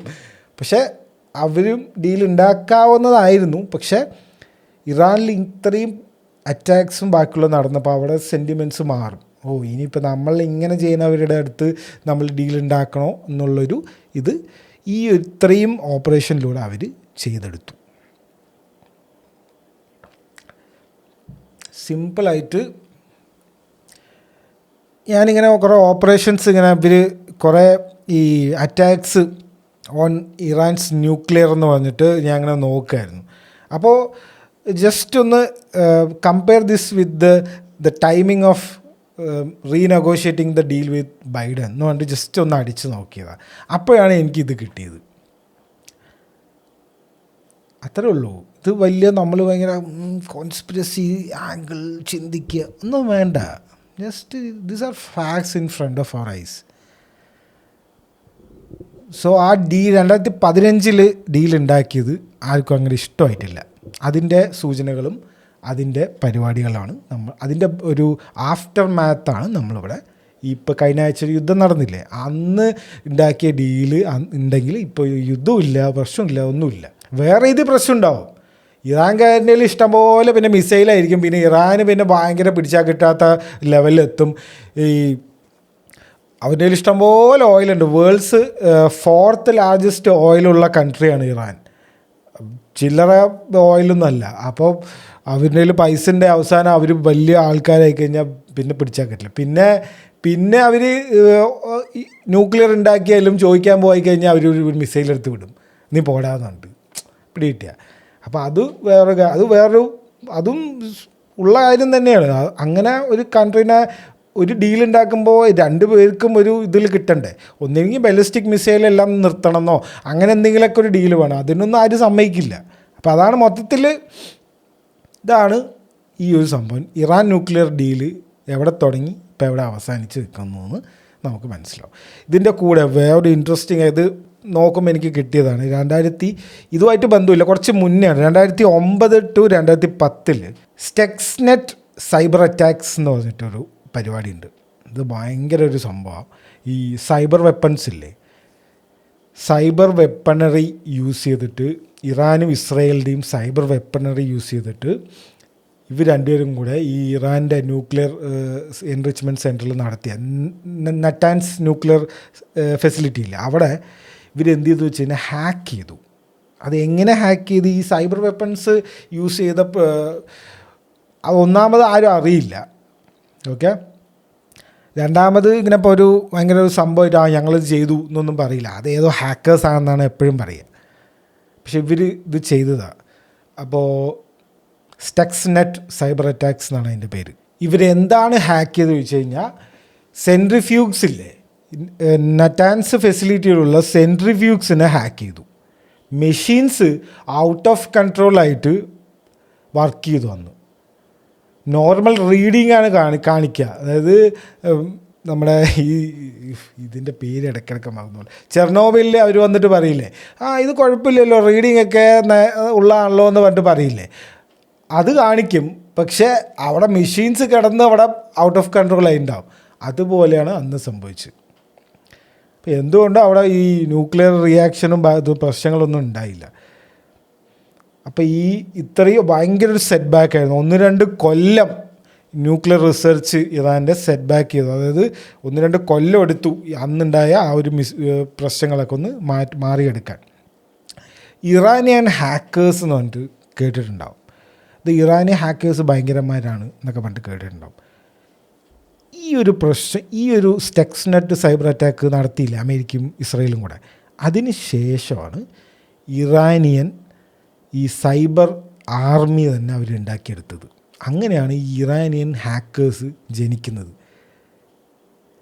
അതായത് അവർ ഇതൊരു പ്രോഗ്രാമായിട്ട് എടുത്തു. ഓഹോ, ഇങ്ങനെ ചെയ്യാൻ പറ്റുമോ? ഇത് 2009-10 ആ കാലഘട്ടം ഉണ്ടാകും. അപ്പോൾ അന്നൊന്നും ഇങ്ങനെ ഹാക്കിങ് പറഞ്ഞാൽ ഇങ്ങനെ എന്തൊക്കെയോ അങ്ങനെ ചെയ്യാവുന്ന എന്താ ഇമെയിൽ ഹാക്ക് ചെയ്യുക, പാസ്വേഡ് ഹാക്ക് ചെയ്യുക, അതൊക്കെയല്ലേ അറിയുള്ളൂ. ഇങ്ങനെ ഈ ന്യൂക്ലിയർ ഫെസിലിറ്റിയൊക്കെ ഹാക്ക് ചെയ്യാൻ പറ്റുന്നുള്ള കാര്യം അന്ന് എല്ലാവർക്കും ഒരു പുതിയൊരു കാര്യമായിരുന്നു. അതിൻ്റെ ആഫ്റ്റർ മാത്താണ് ഇറാനിയൻ ഹാക്കേഴ്സ് എന്ന് പറഞ്ഞിട്ട് ഇറാനിയൻ ഗവൺമെൻറ്റിന് വലിയൊരു ഹാക്കിംഗ് പരിപാടിയൊക്കെ ഉണ്ട്. അവർ ഈ US ബാങ്കൊക്കെ ഹാക്ക് ചെയ്തിട്ടുണ്ട്. സൗദിയിലെ അരാംകോ ഒരിക്കൽ അവർ ഹാക്ക് ചെയ്തിട്ടുണ്ട്. അതുപോലെ ഇസ്രായേലിൻ്റെ പല സാധനങ്ങളും ഹാക്ക് ചെയ്തുകൊണ്ടേയിരിക്കും. അതാണ് ഇറാനിയൻ ഹാക്കേഴ്സ്. അപ്പോൾ എങ്ങനെ ഇറാനിയൻ ഹാക്കേഴ്സ് ഉണ്ടാക്കിയെന്ന് ഇതിൻ്റെ ഒരു റിയാക്ഷനായിട്ട് അവരുണ്ടാക്കിയെടുത്തൊരു സംഭവമാണ്. അവരും ഞെട്ടിയെന്ന് ഇത് ഇങ്ങനെ ഒരു പരിപാടി ഉണ്ടെന്ന് അവർക്കും അറിയില്ലായിരുന്നു. അപ്പോൾ അത് കഴിഞ്ഞിട്ടാണ് അവരിത് ഉണ്ടാക്കിയെടുത്തത്. അപ്പോൾ ഇനി നമുക്ക് എന്താണ് the greater Israel, okay, Yinon's plan എന്ന് പറഞ്ഞിട്ട് ഒരു കോൺസ്പിറസി ഉണ്ട്. അപ്പോൾ എന്താണ് അതൊന്ന് ജസ്റ്റ് ഒന്ന് നോക്കാം. നമ്മൾ ആദ്യം പറഞ്ഞില്ലേ, എന്താണ് ഈ മിഡിൽ ഈസ്റ്റിൽ എപ്പോഴും ഇങ്ങനെ ഓരോ പ്രശ്നങ്ങൾ, എപ്പോഴും യുദ്ധം തന്നെ. എവിടെ യുദ്ധമില്ലെങ്കിൽ അവിടെ യുദ്ധം ഉണ്ടാവും. ഇപ്പോൾ ഒരു കൂട്ടിന് റഷ്യ ഉക്രൈൻ ഉണ്ട്, പണ്ട് അതുമില്ല. പണ്ട് ഇവിടെ എപ്പോഴും ഇങ്ങനെ യുദ്ധം തന്നെ, ഒന്ന് കഴിഞ്ഞാൽ വന്നുകൊണ്ടേയിരിക്കും. അപ്പോൾ അതിന് പിന്നിൽ എന്തെങ്കിലും കളികളുണ്ടോ നോക്കിക്കഴിഞ്ഞാൽ, ഗ്രേറ്റർ ഇസ്രായേൽ പ്രോമിസ്ഡ് ലാൻഡ് എന്നൊക്കെ പറഞ്ഞു കഴിഞ്ഞാൽ ഫ്രം നൈൽ ടു യൂഫ്രട്ടീസ് അങ്ങനെ പറഞ്ഞിട്ടൊരു സംഭവമുണ്ട്. ഞാൻ നോക്കിയപ്പോൾ കണ്ടതാണ്. I don't care about all this thing, but സംഭവം എന്താ വെച്ച് കഴിഞ്ഞാൽ, ദൈവം പ്രോമിസ് ചെയ്തത്ര എബ്രഹാമിൻ്റെ ഡിസെൻഡൻസിനും ഒരു ലാൻഡ്. അത് ഫ്രം നൈൽ ടു യൂഫ്രട്ടീസ് എന്നാണ് ആ ഒരു സ്ഥലം. അത് ഏതൊക്കെയാണ് സ്ഥലം എന്ന് വെച്ച് കഴിഞ്ഞാൽ, ഈജിപ്ത്, ജോർദാൻ, സിറിയ, ഇറാഖ്, സൗദിൻ്റെ കുറച്ച് ഭാഗങ്ങൾ. ഇതൊക്കെയാണ് ഈ promised land. Nile to Euphrates എന്ന് പറഞ്ഞിട്ടുള്ള ഇന്ന് അവരുടെ ഈ ബൈബിൾ പോലത്തെ എന്താണ് ഹീബ്രു ഇതിലൊക്കെ ഉള്ളത്, റിലീജിയസ് ബുക്കിലൊക്കെ ഉള്ളത്. അപ്പോൾ അതാണ് പണ്ടത്തെ റിലീജിയസ് ആയിട്ടുള്ള ഐഡിയ. അപ്പോൾ ഇത് അവിടുത്തെ ഈ റൈറ്റ് വിങ് കൺസർവേറ്റീവ്സ് ആയിട്ടുള്ള ആൾക്കാരുണ്ടല്ലോ, ഈ സയനിസ്റ്റ് ആയിട്ടുള്ള ആൾക്കാരുണ്ടല്ലോ, സയനിസ്റ്റ് ഐഡിയോളജിയിൽ വിശ്വസിക്കുന്ന ആളാണ് അവിടുത്തെ റൈറ്റ് വിങ്. ഇസ്രായേലിലും ഉണ്ട് റൈറ്റ് വിങ്ങും ലെഫ്റ്റ് വിങ്ങൊക്കെ. നമ്മൾ അതാണ് ഒരാൾക്ക് നമ്മൾ ഒരിക്കലും അടച്ച് ആക്ഷേപിക്കുന്നതിനെക്കുറിച്ച് എനിക്കൊരു താല്പര്യമില്ല. എല്ലാവിടെയും ഉണ്ടാവും യുദ്ധം വേണമെന്നുള്ള യുദ്ധക്കൊതിയന്മാർ, ഈ നിയോക്കോൺസ് എന്ന് പറഞ്ഞ ആൾക്കാരില്ലേ, അവരും ഉണ്ടാവും, സമാധാനം ആഗ്രഹിക്കുന്നവരും ഉണ്ടാവും. ഓക്കെ, രണ്ട് ആൾക്കാരും ഉണ്ടാവും എല്ലാ സ്ഥലത്തും. അല്ലാണ്ട് ഒരു സ്ഥലത്തുള്ളവരൊക്കെ അങ്ങനെ ഒരിക്കലും പറയരുത്. ഈ സ്ഥലത്തുള്ളവരൊക്കെ തീവ്രവാദികളാണ്, ആ സ്ഥലത്തുള്ളവരൊക്കെ അങ്ങനെ പറയുന്നതിൽ എനിക്ക് അഭിപ്രായമില്ല. നിങ്ങൾക്കൊക്കെ ചിലപ്പോൾ അങ്ങനെ പറയാൻ പറ്റും. പിന്നെ ഒരാൾ നല്ലതാണെന്ന് പറഞ്ഞാൽ ഉടനെ നീ മറ്റവൻ്റെ ആളാണല്ലേ, നീ മറ്റേ ഫ്രീ പാലസ്റ്റൈൻ്റെ ആൾ അല്ലേ, അങ്ങനെ പറയുന്നതിനും എനിക്ക് താല്പര്യമില്ല. ഇപ്പം എല്ലാവരുടെയും പറയണ്ടെന്നൊന്നും പറയാൻ പറ്റില്ല. അവർ പറഞ്ഞോട്ടെ, നെവർ മൈൻഡ്, അത്ര എനിക്ക് പറയാനുള്ളൂ. അപ്പോൾ ഇനോൺസ് പ്ലാൻ, ഒഡേയ ഇനോൺ എന്ന് പറഞ്ഞിട്ടുള്ള ഒരു ഇസ്രായേലി ജേർണലിസ്റ്റാണ്. പുള്ളി ഈ ഫോറിൻ മിനിസ്ട്രിയുടെ അഡ്വൈസറൊക്കെ ആയിരുന്നു. അപ്പോൾ പുള്ളി ഒരു സ്ട്രാറ്റജി ഫോർ ഇസ്രായേൽ എന്ന് പറഞ്ഞിട്ടുള്ള ഒരു സംഭവം എഴുതി വെച്ചിട്ടുണ്ട്. 1980s എഴുതി വെച്ചതാണ്. അതായത് മാപ്പ് ഓഫ് ദ കെയോസ് എന്നാണ് അതിന് പറയാം. അതെന്താണെന്ന് വെച്ച് കഴിഞ്ഞാൽ ഒന്നുമില്ല, ഈ ഇസ്രായേലിന് ചുറ്റും കിടക്കുന്ന കുറേ രാജ്യങ്ങളില്ലേ, ഇപ്പോൾ നമ്മൾ പറഞ്ഞ ദ ഗ്രേറ്റർ ഇസ്രായേലിൽ പെട്ട ആ ഒരു ടീംസിനെ, അവിടെ അവരുടെ ലാൻഡൊന്നും എടുത്തില്ലെങ്കിലും ഇസ്രായേലിൻ്റെ നിലനിൽപ്പിന്, അല്ലെങ്കിൽ ഇസ്രായേലിനെ അറ്റാക്ക് ചെയ്യാതിരിക്കാൻ വേണ്ടിയിട്ട് ഇവിടെയൊക്കെ എപ്പോഴും ഇങ്ങനെ എന്തെങ്കിലുമൊക്കെ ഒരു പ്രശ്നം നടന്നുകൊണ്ടേയിരിക്കും. അതിൻ്റെ ഒരു ബെസ്റ്റ് എക്സാമ്പിളാണ് ഇറാഖിൽ അവർ റിലീജിയസ് സ്പ്ലിറ്റ് നടത്തണമെന്ന് അവർ പറഞ്ഞിട്ടുണ്ട്. ഓക്കെ, അത് ഈ സദ്ദാം ഉള്ളപ്പോൾ സദ്ദാമിൻ്റെ ആൾക്കാരായിരുന്നു അവിടെ ഫുള്ള് മെജോറിറ്റി, ഐ മീൻ പവറുള്ള അവരുടെ കയ്യിലായിരുന്നു. ഇപ്പം എന്തായി അത്? ഇറാഖിൻ്റെ കാര്യമാണ് പറയുന്നത്. സൗത്തിൽ ഷിയ, സെൻറ്ററിൽ സുന്നി, കുർദിഷ് എന്ന് പറഞ്ഞിട്ടുള്ള ആൾക്കാർ നോർത്തിൽ. അപ്പോൾ ഇപ്പോൾ ഈ അമേരിക്കക്കാർ വന്ന് ആക്രമിച്ച് മറ്റേ ഇൻവേഡൊക്കെ ചെയ്ത് കഴിഞ്ഞ് പോയപ്പോൾ അവർ ആ രാജ്യം തന്നെ സ്പ്ലിറ്റായ പോലെയാണ്. ആക്ച്വലി ഒരു യൂണിറ്റി അവിടെ ഇല്ല. ഇതാണ് അതിൻ്റെ ഒരു ബെസ്റ്റ് എക്സാമ്പിൾ. ഒരു ഓപ്പൺ വാറല്ല ഇനോൻ്റെ പ്ലാനിലുള്ളത്. ഇങ്ങനെ ഒരു ഡീസ്റ്റെബിലൈസേഷൻ, എപ്പോഴും ഒരു സിവിൽ വാർ ഇങ്ങനെ നടന്നുകൊണ്ടിരിക്കണം, ഒരു പ്രോക്സി മാനിപ്പുലേഷൻ, ഇങ്ങനത്തെ കാര്യങ്ങളാണ് ഈ ഇനോൻസ് പ്ലാനിലുള്ളത്. ഇതാണോ ഇപ്പോൾ ചെയ്യുന്നതെന്ന് ചോദിച്ചു കഴിഞ്ഞാൽ ഇതാണിപ്പോൾ ഇവിടെ നടക്കുന്നത്.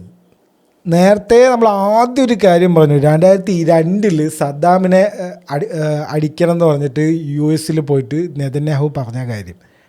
പുള്ളി ഇതാണ് പറഞ്ഞത്, അവിടെ പോയി ഇത് ചെയ്യണം, പുള്ളിയുടെ കയ്യിൽ ന്യൂക്ലിയർ വെപ്പൺസ് ഉണ്ട്, WMDs ഉണ്ട്, ന്യൂക്ലിയർ വെപ്പൺ ഉണ്ടാക്കാൻ പോകണു. എന്നിട്ട് ന്യൂക്ലിയർ വെപ്പൺ കിട്ടിയോ അവർക്ക്? യുദ്ധമൊക്കെ കഴിഞ്ഞ് ഇത്ര കാലമായിട്ടും ഒരു സാധനം കിട്ടിയിട്ടില്ല. ഇറാൻ്റെ കയ്യിൽ ഉണ്ട് സാധനം, അത് അവർ സമ്മതിച്ചാലും സമ്മതിച്ചില്ലെങ്കിൽ സാധനമുണ്ട്, അത് ഉറപ്പാണ്. ഇറാഖിൻ്റെ കാര്യം അങ്ങനെയല്ല. ഇറാഖിൻ്റെ കയ്യിൽ ഒരു സാധനം ഇവർക്ക് കിട്ടിയിട്ടില്ല. ഇവർ പറഞ്ഞതേ ഇതാണ്, ഒരു സാധനം കിട്ടിയിട്ടില്ല.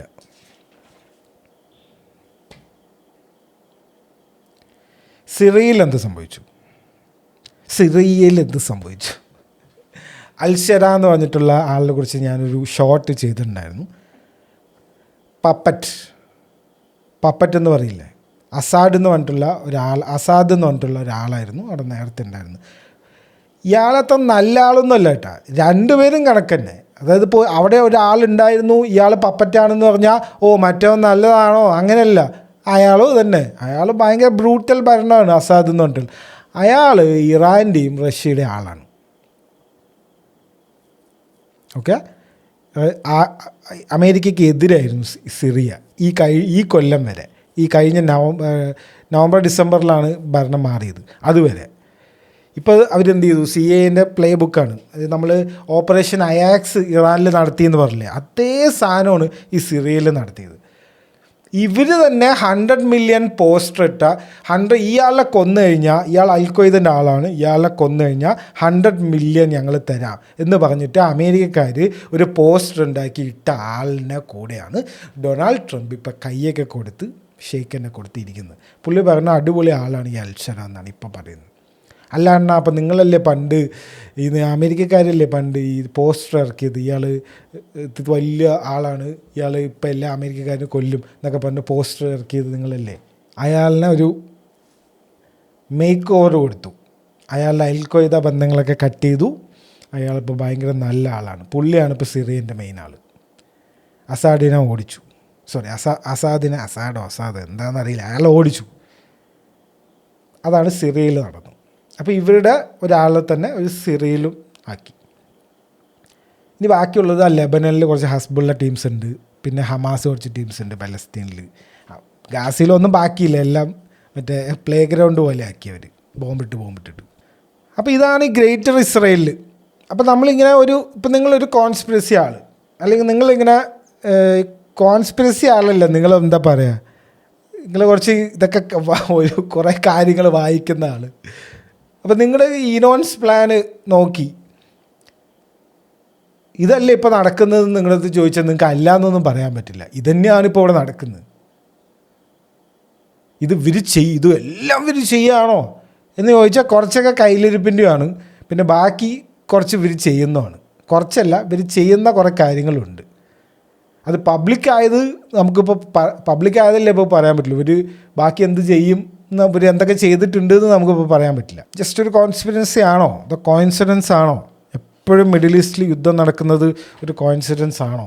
പ്രോമിസ്ഡ് ലാൻഡ് മുഴുവൻ എടുക്കണം, പോയി എല്ലാം ആക്രമിച്ച് വരണം എന്ന് പറയുന്നില്ല കേട്ടോ ഇനോൻസ് പ്ലാനിൽ. അവർ ഡീസ്റ്റെബിലൈസ് ചെയ്യണം എന്നാണ് അതിലുള്ളത്.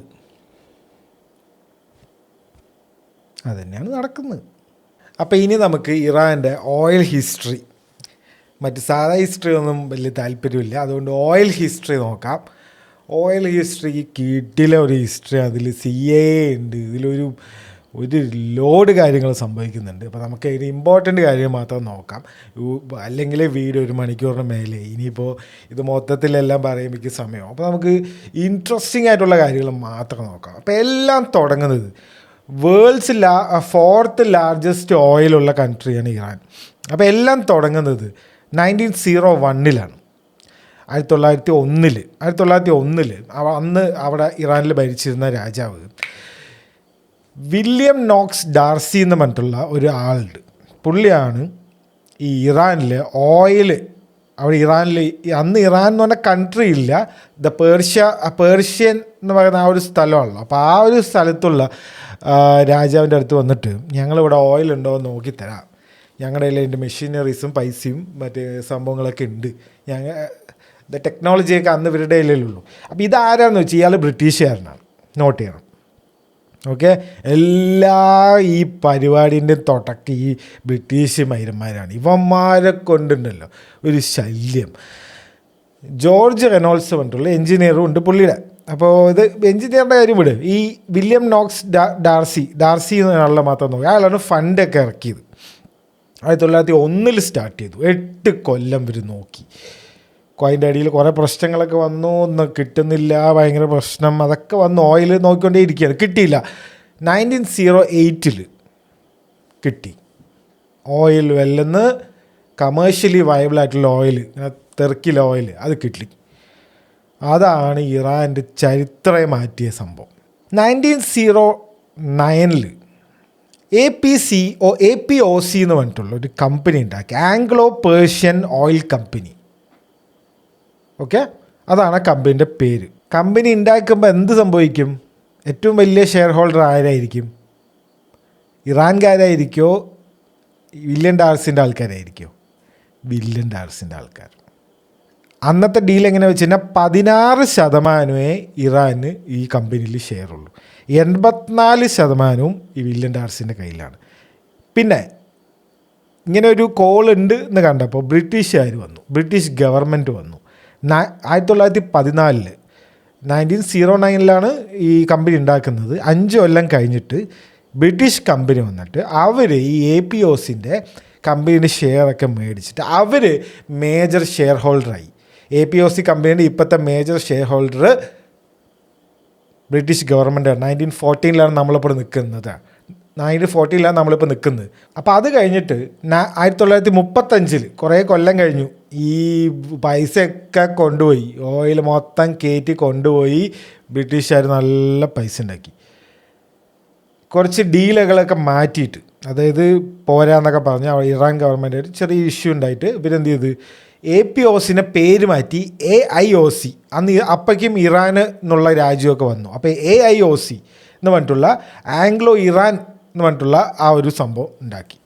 അതിൽ 20% ഡിവിഡൻറ്റും 4 ഷില്ലിങ് പെർ ഒരു ടൺ ഓയിൽ ഇവിടുന്ന് വിറ്റ് കഴിഞ്ഞാൽ 4 ഷില്ലിങ്ങും വെച്ച് കൊടുക്കാമെന്നുള്ള ഡീലുണ്ടാക്കി. കുറച്ചൊരു ഭേദം, എന്നാലും കാര്യമൊന്നുമില്ല. 1953 ഇറാൻ്റെ വല്ലാത്തൊരു വർഷമാണ്. അവിടെയാണ് കളി മാറുന്നത്. മുഹമ്മദ് മൊസാഡേ എന്ന് പറഞ്ഞിട്ടുള്ള ഒരാളുണ്ട്. മൊസാഡേ എന്നാണ് പ്രൊണൗൺസിയേഷൻ തോന്നുന്നു. പ്രൈം മിനിസ്റ്ററാണ് പുള്ളി. ഇറാനിൽ എങ്ങനെ വെച്ച് കഴിഞ്ഞാൽ രാജാവുണ്ട്, പ്രൈം മിനിസ്റ്ററുണ്ട്. ഈ ഷാ എന്ന് പറഞ്ഞിട്ടുള്ള ആൾക്കാരാണ് ഈ രാജാക്കന്മാർ. പ്രൈം മിനിസ്റ്റർ ഉണ്ട്, പക്ഷെ പവർ ഉണ്ടോയെന്ന് ചോദിച്ചു കഴിഞ്ഞാൽ പവർ ഇത്തിരി കുറവ് തന്നെയാണ്. ഈ ആർമിൻ്റെ മേലൊന്നും ഒരുപാട് കൺട്രോളൊന്നുമില്ല. ഇപ്പം മുഹമ്മദ് മൊസാഡെ എന്ത് ചെയ്തെന്ന് വെച്ച് കഴിഞ്ഞാൽ പുള്ളി ചെയ്തൊരു അബദ്ധം.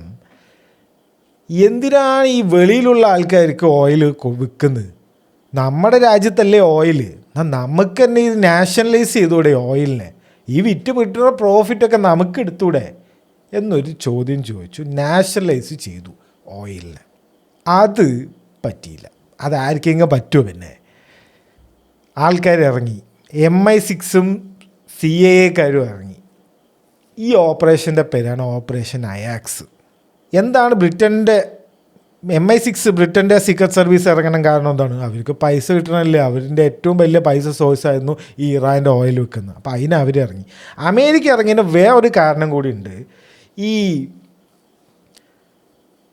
ഇറാന് ആ ഒരു സമയത്ത് കോൾഡ് വാറിൻ്റെ സമയമാണ്. അപ്പോൾ ഈ സോവിയറ്റുമായിട്ട് ജോയിൻ ചെയ്യുമോ എന്നുള്ളൊരു പേടി കൂടെ അമേരിക്കയ്ക്കുണ്ട്. അപ്പോൾ ഈ മൊസാഡേൻ്റെ ആൾക്കാർ ഈ ഇവർ അങ്ങോട്ട് പോകാനൊരു ചായ ഉണ്ട് എന്ന് പറഞ്ഞിട്ട് അതും ഒരു കാരണമുണ്ട് അവർക്ക് ഇവിടെ ഇത്രയും. കാരണം അവർ $1 മില്യൺ ഈ ഓപ്പറേഷൻ അയാക്സിന് വേണ്ടി ഇറക്കി എന്നാണ് പറയുന്നത്. അന്നത്തെ $1 മില്യൺ സി എക്കാർ ഫുള്ള് ഫണ്ട് ചെയ്തിരിക്കുന്നത് $1 മില്യൺ. അതിപ്പോൾ ഇന്നത്തെ നോക്കുമ്പോൾ എത്ര മില്യൺ ആയിരിക്കും. അപ്പോൾ എന്താണ് അവർ ചെയ്തത്? പൈസ കൊടുത്തു. എല്ലാ ജേർണലിസ്റ്റിനും പൊളിറ്റീഷ്യന്മാർക്കും ബ്രൈബ് ചെയ്തു, നല്ലോണം പൈസ കൊടുത്തു. ഈ 1 മില്യണിലെ 150K $1,50,000 അവർ ഈ ബ്രൈബായിട്ട് കൊടുത്തു എന്നാണ് പറയുന്നത്. ഫേക്ക് സ്റ്റോറി ഉണ്ടാക്കി. ഈ മുഹമ്മദ് മൊസാദ് ഒരു കമ്മ്യൂണിസ്റ്റാണ്, ഇത് പോയി കഴിഞ്ഞാൽ ഈ സോവിയറ്റ് യൂണിയൻ പോലെ നിങ്ങളാവും എന്നൊക്കെ പറഞ്ഞ് കുറേ പ്രൊപ്പഗൻഡ ഇറക്കി. ആൾക്കാരെ തമ്മിൽ അടുപ്പിച്ചു. ഫേക്ക് വയലൻസ് ഉണ്ടാക്കിയെന്നാണ് പറയുന്നത്. അത് 2 മോബിനെയും ഇവരെന്നെ ആക്കും. മൊസാഡേൻ്റെ ആൾക്കാരിനെയും മൊസാഡേൻ്റെ എതിർക്കുന്നവരിനെയും ഇവരെന്നെ കൊണ്ടുവന്നിട്ട് ഇവരെന്നെ ഒരു വയലൻസ് ഒക്കെ ഉണ്ടാക്കും, ഒരു അടിപിടി, ഒരു കലാപം ഇവരെന്നെ ഉണ്ടാക്കും. ഇവരെന്നെ ആളിനിറക്കി ഇവരെന്നെ അടിച്ച് അവസാനം എന്താവുമോ ഇവിടെ ഫുള്ള് വയലൻസ് ആണെന്നൊക്കെ പറഞ്ഞ് ഈ ഗവൺമെൻറ് ശരിയില്ല എന്നൊക്കെ പറഞ്ഞ് ആൾക്കാരെ കൊണ്ട് പറയിപ്പിക്കും. ഇതാണ് CIA പ്ലേ ബുക്ക് എന്ന് പറയും. അത് എവിടെ ഈ രാജ്യത്ത് ഇപ്പം നമ്മുടെ ബംഗ്ലാദേശിൽ ഈ അടുത്തൊരു സംഭവം ഉണ്ടായില്ലേ, അവിടുത്തെ മെയിൻ ആളിനെ പുറത്താക്കിയില്ലേ, ആ സ്ത്രീനെ പുറത്താക്കി, വേറൊരാളിനെ കൊണ്ടുവന്നില്ലേ. സ്റ്റുഡൻസ് പ്രൊട്ടസ്റ്റ് എന്നൊക്കെയാണ് പറയുക. തുടങ്ങുമ്പോഴൊക്കെ സ്റ്റുഡൻറ്റ് പ്രൊട്ടസ്റ്റ് ആയിരിക്കും, പിന്നെ അത് കത്തിക്കയറുക. ഇതാണ് CIA പ്ലേ ബുക്ക്. അത് ഇവിടുന്ന് തുടങ്ങിയാണ്. CIAൻ്റെ ഫസ്റ്റ് ഫോറിൻ ഓപ്പറേഷൻ ആയിരുന്നു ഇത്. ആ റെജീം ചേഞ്ചാണ് ഈ ഓപ്പറേഷൻ അയാക്സ് എന്ന് പറയുന്നത്. പിന്നെ ഒരു കാര്യം കൂടിയുണ്ട്, ഇത് വെൽ ഡോക്യുമെൻറ്റഡ് ആണ്. CIA പുറത്ത് വിട്ടതാണ്. കുറേ കൊല്ലം കഴിഞ്ഞിട്ട് അവർക്ക് തന്നെ പുറത്ത് വിടേണ്ടി വന്ന കാര്യങ്ങളാണ് ഇതൊക്കെ. Nothing here is conspiracy about operation Ajax. അത് നിങ്ങൾക്ക് നോക്കാവുന്നതാണ്. 2013 അയാക്സ് ഫയൽസ് മൊത്തം പുറത്തു വിടുന്നത് കേട്ടോ. CIAൻ്റെ നാഷണൽ ആർക്കൈവിൽ ഇപ്പോഴും ആ സാധനമുണ്ട്. അപ്പോൾ മുഹമ്മദ് മൊസാഡിനെ പുറത്താക്കി, അവിടെ ഫുള്ള് പ്രശ്നങ്ങളൊക്കെ ഉണ്ടാക്കി പുറത്താക്കി. ആരിനെ കൊണ്ടുവന്നു? ഷാ എന്ന് പറഞ്ഞിട്ടുള്ള ആൾക്കാരെ കൊണ്ടുവന്നു. ഈ ഷാ എന്ന് പറയുന്നത് ഇങ്ങനെ ഒരു പേരാണ്. ഈ കുറേ പേര് ഷാ അങ്ങനെ പേരുണ്ട്. ഷാനെ കൊണ്ടുവന്നു. ഷാ അന്നത്തെ അവിടുത്തെ രാജാവ് പോലത്തെ ആളാണ്, മൊണാർക്കിയാണ്. അയാൾക്ക് ഫുള്ള് മിലിറ്ററി സപ്പോർട്ടും, ഈ പ്രൈം മിനിസ്റ്ററിൻ്റെ പോലെയല്ല, അയാൾക്ക് ഫുള്ള് മിലിറ്ററി സപ്പോർട്ടും ബാക്കിയുള്ളവരും സപ്പോർട്ടൊക്കെ ഉണ്ട്. അപ്പോൾ അയാൾ കൊണ്ടുവന്നു. ഇയാളുടെ ഫുൾ പേര് മുഹമ്മദ് രസ ദ പെഹ്ലാവി എന്നാണ്. ഇയാൾ രാജാവാണ്, ഷാ എന്നാണ് വിളിക്കുന്നത്, നമുക്കും ഷാ എന്ന് തന്നെ വിളിക്കാം. അപ്പം പിന്നെ ഓയിൽ എന്ത് സംഭവിച്ചു? നാഷണലൈസ് ചെയ്തല്ലോ. അപ്പോൾ AOC പിന്നെ ഉണ്ടാവാൻ പറ്റില്ലല്ലോ. അന്നത്തെ AOC ഈ വില്യം ഡാർസിൻ്റെ ഉണ്ടാക്കിയ അന്നത്തെ ആ ഒരു സംഭവമാണ് ഇന്നത്തെ BP, ബ്രിട്ടീഷ് പെട്രോളിയം എന്ന് പറഞ്ഞിട്ടൊരു കമ്പനി ഇല്ലേ, അത് അന്നത്തെ വില്യം ഡാർസി ഉണ്ടാക്കിയ സംഭവമാണ്. അത് പേര് മാറിയിട്ടാണ് ഇപ്പോൾ BP എന്നുള്ള കമ്പനി, ബ്രിട്ടീഷ് പെട്രോളിയം എന്നുള്ള കമ്പനി ആയി മാറിയത്. അപ്പോൾ എന്തായാലും നാഷണലൈസ് ചെയ്തു. അപ്പോൾ ഇനി അവർക്ക് അതൊന്നൊരു ഇതില്ല, 50-50 ആക്കി. അപ്പോൾ ഇപ്പോൾ ഓയിലിന് എന്ത് സംഭവിച്ചു? കാരണം ഷാ എന്ന് പറയുന്നത് CIAക്കാർ വെച്ച ആളാണ്. അമേരിക്കൻ ഗവൺമെൻറ്, അമേരിക്കയുടെ ആളാണ് ഷാ, വെസ്റ്റിൻ്റെ ആളാണ് ഷാ. പക്ഷേ 50-50 ഡീലാക്കി ഓയിലിനായിട്ട് അപ്പോഴേക്കും. അപ്പോൾ ഇനി എങ്ങനെ വെച്ച് കഴിഞ്ഞാൽ ഒരു കൺസോഷ്യം ആണ് ഉള്ളത്. ഓയിൽ ഫീൽഡൊക്കെ ഓണർഷിപ്പൊക്കെ ഇറാന്, ഇവർ കോൺട്രാക്ടേഴ്സ് പോലെ. ഈ കൺസോഷ്യം ഒരു കോൺട്രാക്ടർ പോലെ. ഓണേഴ്സ് ഇറാൻ തന്നെ, ഇവർക്ക് കൊടുക്കും, ഇവർ കൺസോഷ്യത്തിന് കൊടുക്കും. ഈ കൺസോഷ്യം അത് വേൾഡ് മാർക്കറ്റിൽ, ഓയിൽ മാർക്കറ്റിൽ പോയിട്ട് വിൽക്കും. കോൺട്രാക്ടേഴ്സ് പോലെ വർക്ക് ചെയ്തു. പേഴ്സൻറ്റേജ് നോക്കിയോ, ആ 50% ഇല്ലേ, അതിൽ എങ്ങനെയാണ് ഇത് നോക്കിക്കോ. BP അതായത് ബ്രിട്ടീഷ് പെട്രോളിയം 40%, എക്സോണും ഷെവ്രോൺ എന്ന് പറഞ്ഞിട്ടുള്ള അമേരിക്കൻ കമ്പനീസ് ഉണ്ട്, അവർക്ക് 40%. അതായത് ബ്രിട്ടീഷുകാരും അമേരിക്കക്കാർക്കും 40%. ഡച്ചുകാരുണ്ട്, ഷെൽ കമ്പനി ഇല്ലേ നമ്മുടെ ഇപ്പോഴത്തെ പെട്രോൾ, അവർക്ക് 14. ടോട്ടൽ എന്ന് പറഞ്ഞിട്ടുള്ള ഫ്രഞ്ച് കമ്പനി, അവർക്ക് 6%. ഇത്രയും കമ്പനീസ് ഒരു കൺസോഷ്യം ഉണ്ടാക്കിയിട്ട് അവരാണ് 50% പ്രോഫിറ്റ് അവർക്ക് കിട്ടിക്കൊണ്ടിരുന്നു. ഇറാന് ബാക്കിയുള്ള 50%. അപ്പോൾ പക്ഷെ ഭരണം ഭയങ്കര മോശമായിരുന്നു ഷാൻ്റെ. സവക് പോലീസ് എന്ന് പറഞ്ഞിട്ടൊരു സീക്രട്ട് പോലീസ് ഉണ്ട്, CIAക്കാർ ഉണ്ടാക്കിയ പോലീസാണത്. അതായത് ഷാൻ്റെ പോലീസ് ഭയങ്കര റൂത്ത്ലെസ് ആയിരുന്നു. അതായത് ഇയാളിനെ എതിർക്കുന്നവരിനെയൊക്കെ കൊല്ലുക, പൊളിറ്റീഷ്യന്മാരനെ കൊല്ലുക, ആരെങ്കിലും പ്രൊട്ടസ്റ്റ് ചെയ്യുന്ന അവരിനെ കൊല്ലുക, ആൾക്കാരിനെയൊക്കെ ഏതെങ്കിലും വലിയ ഓപ്പോസിഷനിലുള്ള ആൾക്കാരെയൊക്കെ നാട് കടത്തുക. അങ്ങനെ ഭയങ്കര പ്രശ്നങ്ങൾ. മീഡിയ സെൻസർ ചെയ്തു, യൂണിയൻ ബാൻ ചെയ്തു. പിന്നെ മൊത്തത്തിൽ ഇയാൾ എന്ത് ചെയ്തു വെച്ചാൽ ഒരു വെസ്റ്റേണൈസ് കൾച്ചറാക്കി, ഒരു സെക്യുലർ കൺട്രിയാക്കി മാറ്റി ഇറാനെ. അതായത് ഈ മതം എന്നുള്ള അത് ഒരു ലിബറൽ ഒരു ഇതിലേക്ക് വന്നു. വെസ്റ്റേൺ ഡ്രസ്സ് ഇടാമെന്ന് വെച്ചു, ആൽക്കഹോൾ കൊണ്ടുവന്നു. അപ്പോൾ ഇതൊന്നും അവിടുത്തെ ഈ ഷിയ എന്ന് പറഞ്ഞിട്ടുള്ള മുസ്ലിംസാണ് അവിടെ ഉള്ളത്. അപ്പോൾ ഈ കൺസർവേറ്റീവ്സ് ആയിട്ടുള്ള ഷിയ ആൾക്കാർക്ക് ഇത് അത്ര ഇഷ്ടപ്പെട്ടില്ല. കുറേ ആൾക്കാരുണ്ട്, 90 മില്യൺ ഉണ്ട് ഇപ്പോഴത്തെ പോപ്പുലേഷൻ. അപ്പോൾ ഈ കുറേ ആൾക്കാരുണ്ടോ, കൺസർവേറ്റീവ്സ് ഉണ്ടാവും, അവരുണ്ടാവും, ഇവരുണ്ടാവും, എല്ലാ ആൾക്കാരും ഉണ്ടാവും. അപ്പോൾ അതിൽ ഒരു വിഭാഗം കൺസർവേറ്റീവ്സിന് ഇയാളുടെ ഇത് ഒട്ടും ഇഷ്ടപ്പെട്ടില്ല. പിന്നെ ഇയാളൊരു വൈറ്റ് റെവല്യൂഷൻ നമ്മളല്ല, ഒരു വെസ്റ്റേണൈസ് ചെയ്യാൻ നോക്കി എല്ലാ കാര്യങ്ങൾക്കും. ഈ പൈസ, ഓയിൽ മണി കിട്ടിക്കൊണ്ടിരിക്കുന്നതൊക്കെ അവിടുത്തെ പൈസക്കാർക്ക്. അതിപ്പോഴും ഒക്കെ അങ്ങനെ തന്നെ. ആ രാജ്യത്തിൻ്റെ മെയിൻ സോഴ്സ് ഓഫ് ഇൻകം ഒക്കെ പോകുന്നത് പൈസക്കാർക്ക്, പാവങ്ങൾക്കൊന്നുമില്ല. അതൊക്കെ സംഭവിച്ചു. പിന്നെ വേറെ കുറച്ച് സിനിമ റെക്സ് ഫയർ എന്ന് പറഞ്ഞിട്ടുള്ള ഒരു ഇതുണ്ട്. 420 ആൾക്കാർ ഒരു സിനിമാ തിയേറ്ററിൻ്റെ അകത്തിരുന്ന് മരിച്ചു. അപ്പോൾ അത് ഈ സാവക് പോലീസിൻ്റെ, സാവക് തന്നെയാണോ പ്രൊണൗൺസിയേഷൻ എന്നറിയില്ല, ഒരു സീക്രട്ട് പോലീസ് വിളിക്കുക. 1978 ആ സിനിമാ തിയേറ്റർ കത്തിച്ച സംഭവം. അപ്പോൾ അത് ഇയാളാണ് ചെയ്തത്, ഈ സീക്രട്ട് പോലീസാണ് ചെയ്തതെന്നൊക്കെ പറഞ്ഞു. പിന്നെ ഈ ആയത്തുള്ള കമീനെ എന്ന് പറഞ്ഞിട്ടുള്ള ആളുണ്ടല്ലോ, പുള്ളിനെ നാട് കടത്തിയിട്ടുണ്ടായിരുന്നു. ഈ ആയത്തുള്ള കമീനെ എന്ന് പറഞ്ഞു കഴിഞ്ഞാൽ ഇപ്പോൾ ഉള്ള ആയത്തുള്ള കമീനയല്ല, അന്നത്തെ കമീനേട്ടാ. അത് വേറെ ആളാണ്. ഈ പേര് മാത്രം സെയിം ആയിരിക്കും, ആൾക്കാർ മാറിക്കൊണ്ടിരിക്കും. ഇതതിൻ്റെ മുന്നത്തെ ആളാണ് കേട്ടോ. അയാളെ നാട് കടത്തി. പിന്നെ ബ്ലാക്ക് ഫ്രൈഡേ എന്ന് പറഞ്ഞൊരു സംഭവം നടന്നു. അതും 78 നടന്നിരിക്കുന്നത്. അതായത് ടെഹ്റാനിലൊരു ജലാൻ സ്ക്വയർ എന്ന് പറഞ്ഞിട്ടുള്ള സ്ക്വയറിൽ ഈ സീക്രട്ട് പോലീസുകാർ ഒരുപാട് പേരിനെ വന്ന് വെടിവെച്ചു. അന്ന് അവിടെ ഈ ഇതിന് പ്രൊട്ടസ്റ്റ് ചെയ്യാൻ, ഈ ഗവൺമെൻറ്റിനെതിരെ പ്രൊട്ടസ്റ്റ് ചെയ്യാൻ വന്ന ആൾക്കാരിനെ എല്ലാവരും വെടിവെച്ചു. കണക്കുകൾ ഇപ്പോഴും കിട്ടിയിട്ടില്ല. കാരണം അന്നൊക്കെ മീഡിയ ബാൻ ചെയ്തിരിക്കുകയാണ് അവിടെ. ഇന്നും മീഡിയ ഒക്കെ ബാൻ ചെയ്യുന്ന കുറേയൊക്കെ സെൻസും, കുറേയല്ല, എല്ലാം സെൻസർ തന്നെയാണ്. പക്ഷെ അന്ന് എത്ര പേര് മരിച്ചു എന്നുള്ള കണക്ക് പോലും ഇല്ല ആൾക്കാരുടെ അടുത്ത്. പിന്നെ എന്ത് സംഭവിച്ചു എന്ന് വെച്ച് കഴിഞ്ഞാൽ 79 അപ്പോൾ ഇത് ഭയങ്കര പ്രൊട്ടസ്റ്റ് നടന്നുകൊണ്ടിരിക്കുകയാണ് അവിടെ 78 9 ഇയാൾ ക്യാൻസർ വന്നു ഈ ഷായ്ക്ക്. അപ്പോൾ ഇയാൾ വെച്ച് വീക്കായി. എന്നിട്ട് ഇയാൾ എന്ത് ചെയ്ത് 79 അമേരിക്കയ്ക്ക് പോയി. ആയത്തുള്ള കമീനെ മടങ്ങി വന്നു. അയാൾ പിന്നെ അവിടുത്തെ സുപ്രീം ലീഡറായി എന്ന് പറഞ്ഞു കഴിഞ്ഞാൽ, സുപ്രീം ലീഡർ ഈ ആയത്തുള്ള കമീനി സുപ്രീം ലീഡറാണ്. അവിടുത്തെ വേറെ ഈ പ്രൈം മിനിസ്റ്ററും പ്രസിഡൻറ്റും, അവിടുത്തെ പ്രസിഡൻ്റാന്ന് തോന്നുന്നു, പ്രസിഡൻ്റൊക്കെ വേറെ ഉണ്ട്. അപ്പോൾ ഈ ഇപ്പോഴത്തെ പോലെ തന്നെ ഈ പണ്ട് മൊണാർക്കി ആയിരുന്നു അവിടെ, അയാൾക്ക് കുറച്ച് അധികാരവും എക്സ്ട്രാ ഉണ്ടായിരുന്നു. ഇപ്പോൾ സുപ്രീം ലീഡറുണ്ട്. അയാൾക്ക് ഈ ഗവൺമെൻറ്റിൻ്റെ എല്ലാ പവറിനേക്കാളും പവർ ഈ സുപ്രീം ലീഡറിനാണ് ഉള്ളത്. അങ്ങനെ പുറത്തു പോയ ആയത്തുള്ള കമീനെ തിരിച്ചു വന്നു. പണ്ടത്തെ ആയത്തുള്ള കമ്പനിയാണ്, ഇപ്പോഴത്തെ അല്ല കേട്ടോ. അയാൾ തിരിച്ചു വന്നിട്ട് എന്തെങ്കിലും മാറ്റമുണ്ടോ? വലിയ മാറ്റമൊന്നുമില്ല. ആകെ മാറിയത് എന്താ വെച്ച് കഴിഞ്ഞാൽ ഈ വെസ്റ്റേൺ മ്യൂസിക്കിനെ മാറ്റി. വെസ്റ്റേൺ മ്യൂസിക്കിനെയും വെസ്റ്റേൺ സിനിമകളിലൊക്കെ ബാൻ ചെയ്തു.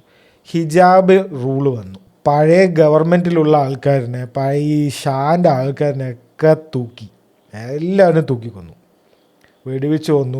ലിബറൽസും ലെഫ്റ്റ് വ്യൂ ഉള്ള ആൾക്കാരുണ്ട്. അതാണ് ഇത്. പല ടൈപ്പ് ആൾക്കാരുണ്ടാവുമല്ലോ. ഒരു രാജ്യം മുഴുവൻ ഒരു ടൈപ്പ് ആവില്ല. ഇപ്പോൾ നമ്മുടെ ഒരു ജില്ല എടുത്താൽ തന്നെ എന്തൊക്കെ ആ ടൈപ്പ് ആൾക്കാരുണ്ടാവും. അപ്പോൾ അതുപോലത്തെ തന്നെയാണ് അവിടെ. പല ടൈപ്പ് ആൾക്കാരുണ്ട്. അതിനെയൊക്കെ കൊന്നു.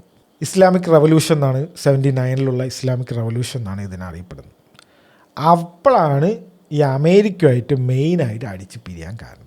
അമേരിക്കയ്ക്ക് ഇതൊരു വലിയ മാനക്കേടായിരുന്നു. കാരണം അവർ കൊണ്ടുവന്ന ആളിലാണ് ഷാനെ മാറ്റി വേറൊരാളിനെ അവർക്ക് വെക്കാൻ ഒരു ഗ്യാപ്പും കിട്ടിയില്ല.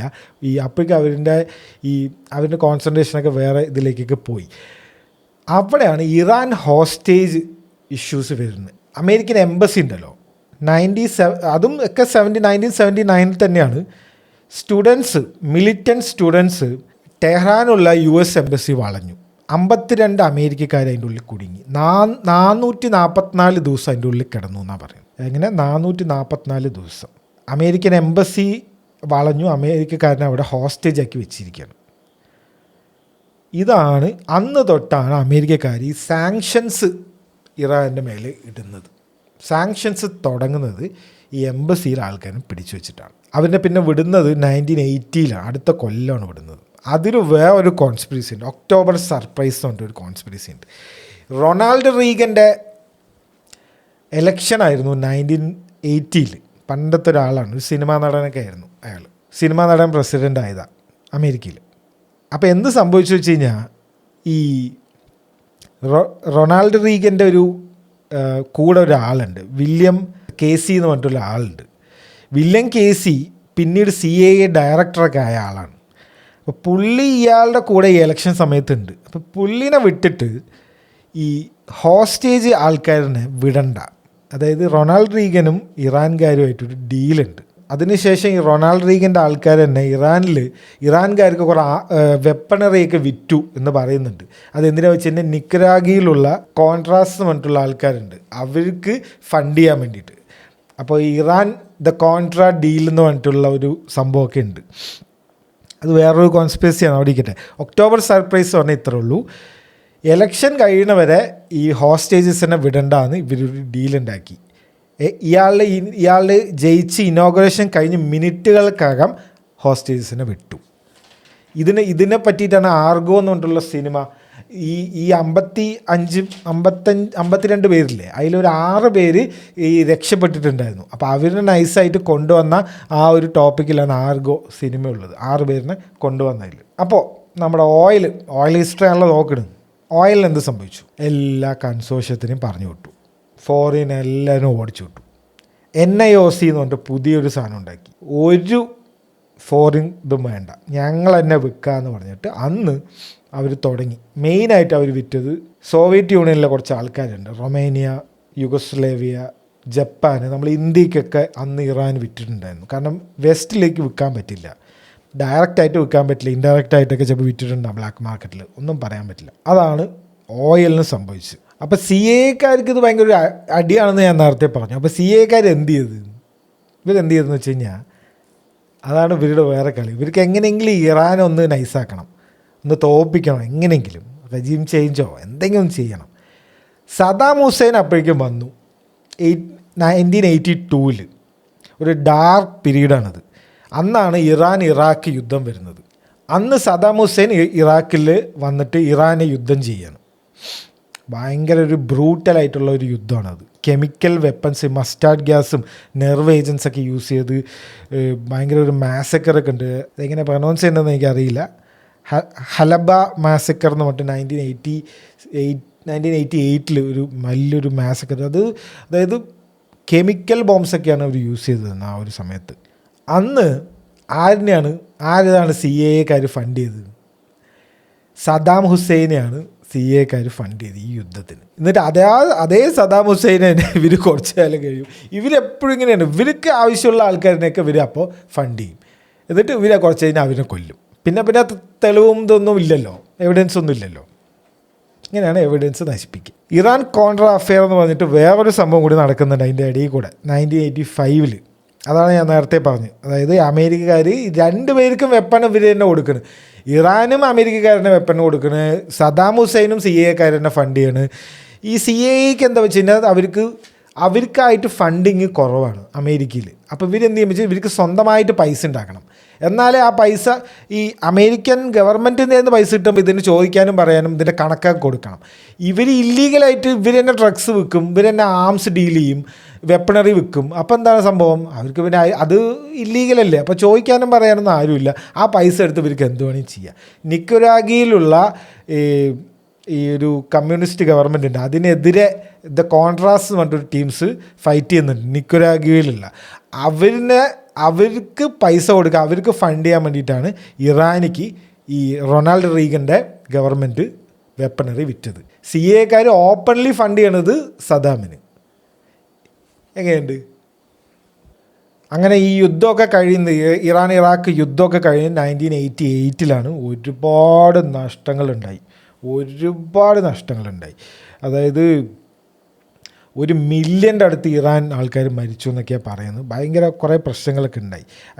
അതിന് ശേഷവും MEK എന്ന് പറഞ്ഞിട്ടുള്ള ആൾക്കാരുണ്ട്, ഇറാഖിനെ സപ്പോർട്ട് ചെയ്ത ഇറാൻ്റെ അകത്തുള്ള ആൾക്കാരാണ്. അവരിനെ കൊന്നു എന്നും പറയും. അതായത് ഈ യുദ്ധം കഴിഞ്ഞതും അവരിനെയൊക്കെ പിടിച്ച് കൊന്നു. ഇവർ ഈ എന്തെങ്കിലും ഒരു ഓപ്പോസിറ്റ് ടീംസ് ഉണ്ട് പറഞ്ഞാൽ അവരുമായിട്ട് സംസാരിക്കാം, അതൊന്നും പറ്റില്ല, അവരിനെയൊക്കെ തൂക്കുക. അവർ 10,000-30,000 പേരുണ്ട്, അവരിനെയും കൊന്നു എന്ന് പറയുന്നുണ്ട്. ഇനി 1989 ഈ അന്നുണ്ടായിരുന്ന അയത്തുള്ള ഖമീനി എന്ന് പറഞ്ഞിട്ടുള്ള ആൾ മരിക്കുന്നത്. പിന്നെയാണ് ഇപ്പോൾ ഉള്ള ആളില്ലേ ഇപ്പോൾ വരുന്നത്, അയാൾ സുപ്രീം ലീഡർ ആവുന്നത്. അപ്പോൾ ഇയാൾ വന്നിട്ടും അവിടെ പ്രശ്നങ്ങൾ കണ്ടിന്യൂ ചെയ്യുന്നുണ്ട്. പണ്ട് ഷാ ഉള്ളപ്പോഴും പ്രശ്നം തന്നെ, പണ്ടത്തെ ആയത്തുള്ള കമ്പനി ഉള്ളപ്പോഴും പ്രശ്നം തന്നെ, ഇപ്പോഴും പ്രശ്നം തന്നെ. പ്രശ്നങ്ങൾ ഇങ്ങനെ നടന്നുകൊണ്ടിരിക്കുന്നുണ്ട്. സ്റ്റുഡൻറ്റ് പ്രൊട്ടസ്റ്റ് 1999 ഗ്രീൻ മൂവ്മെൻറ്റ് എന്ന് പറഞ്ഞിട്ടുള്ള ഒരു 2009 നടന്നിട്ടുണ്ട്. പിന്നെ ഇപ്പോൾ നമ്മൾ അടുത്തൊരു ഹിജാബിൻ്റെ ഇഷ്യൂ വന്നിട്ട് സ്ത്രീകളൊക്കെ പ്രൊട്ടസ്റ്റ് ചെയ്തില്ല, അതൊക്കെ ചെറുതാണ്. മറ്റേതിലൊക്കെ കുറേ ആൾക്കാർ മരിച്ചിട്ടും പിടിച്ചിട്ടൊക്കെ ഉണ്ട്. ഇതിലും കുറച്ച് പേര് മരിച്ചിട്ടൊക്കെ ഒരുപാട് പേര് മരിച്ചിട്ടൊക്കെ ഉണ്ട് തോന്നുന്നു. അപ്പോൾ ഇങ്ങനെ പ്രൊട്ടസ്റ്റ് ഇങ്ങനെ നടന്നുകൊണ്ടിരിക്കുന്നുണ്ട്. അപ്പോൾ ഇയാൾ ഇപ്പോഴത്തെ ആയതുള്ള കമ്പനി എന്താ ചെയ്തു വെച്ച് കഴിഞ്ഞാൽ, ഇയാളൊരു നെക്സസ് ഉണ്ടാക്കി, ഒരു ആൻറ്റി ഇസ്രയേൽ നെക്സസ്. ഹെസ്ബുള്ള ലെബനനിൽ, അസാദ് നേരത്തെ നമ്മൾ പറഞ്ഞില്ലേ സിറിയത്തെ ആൾ അയാളിപ്പോൾ പുറത്താക്കി, അയാൾ കാര്യമില്ല.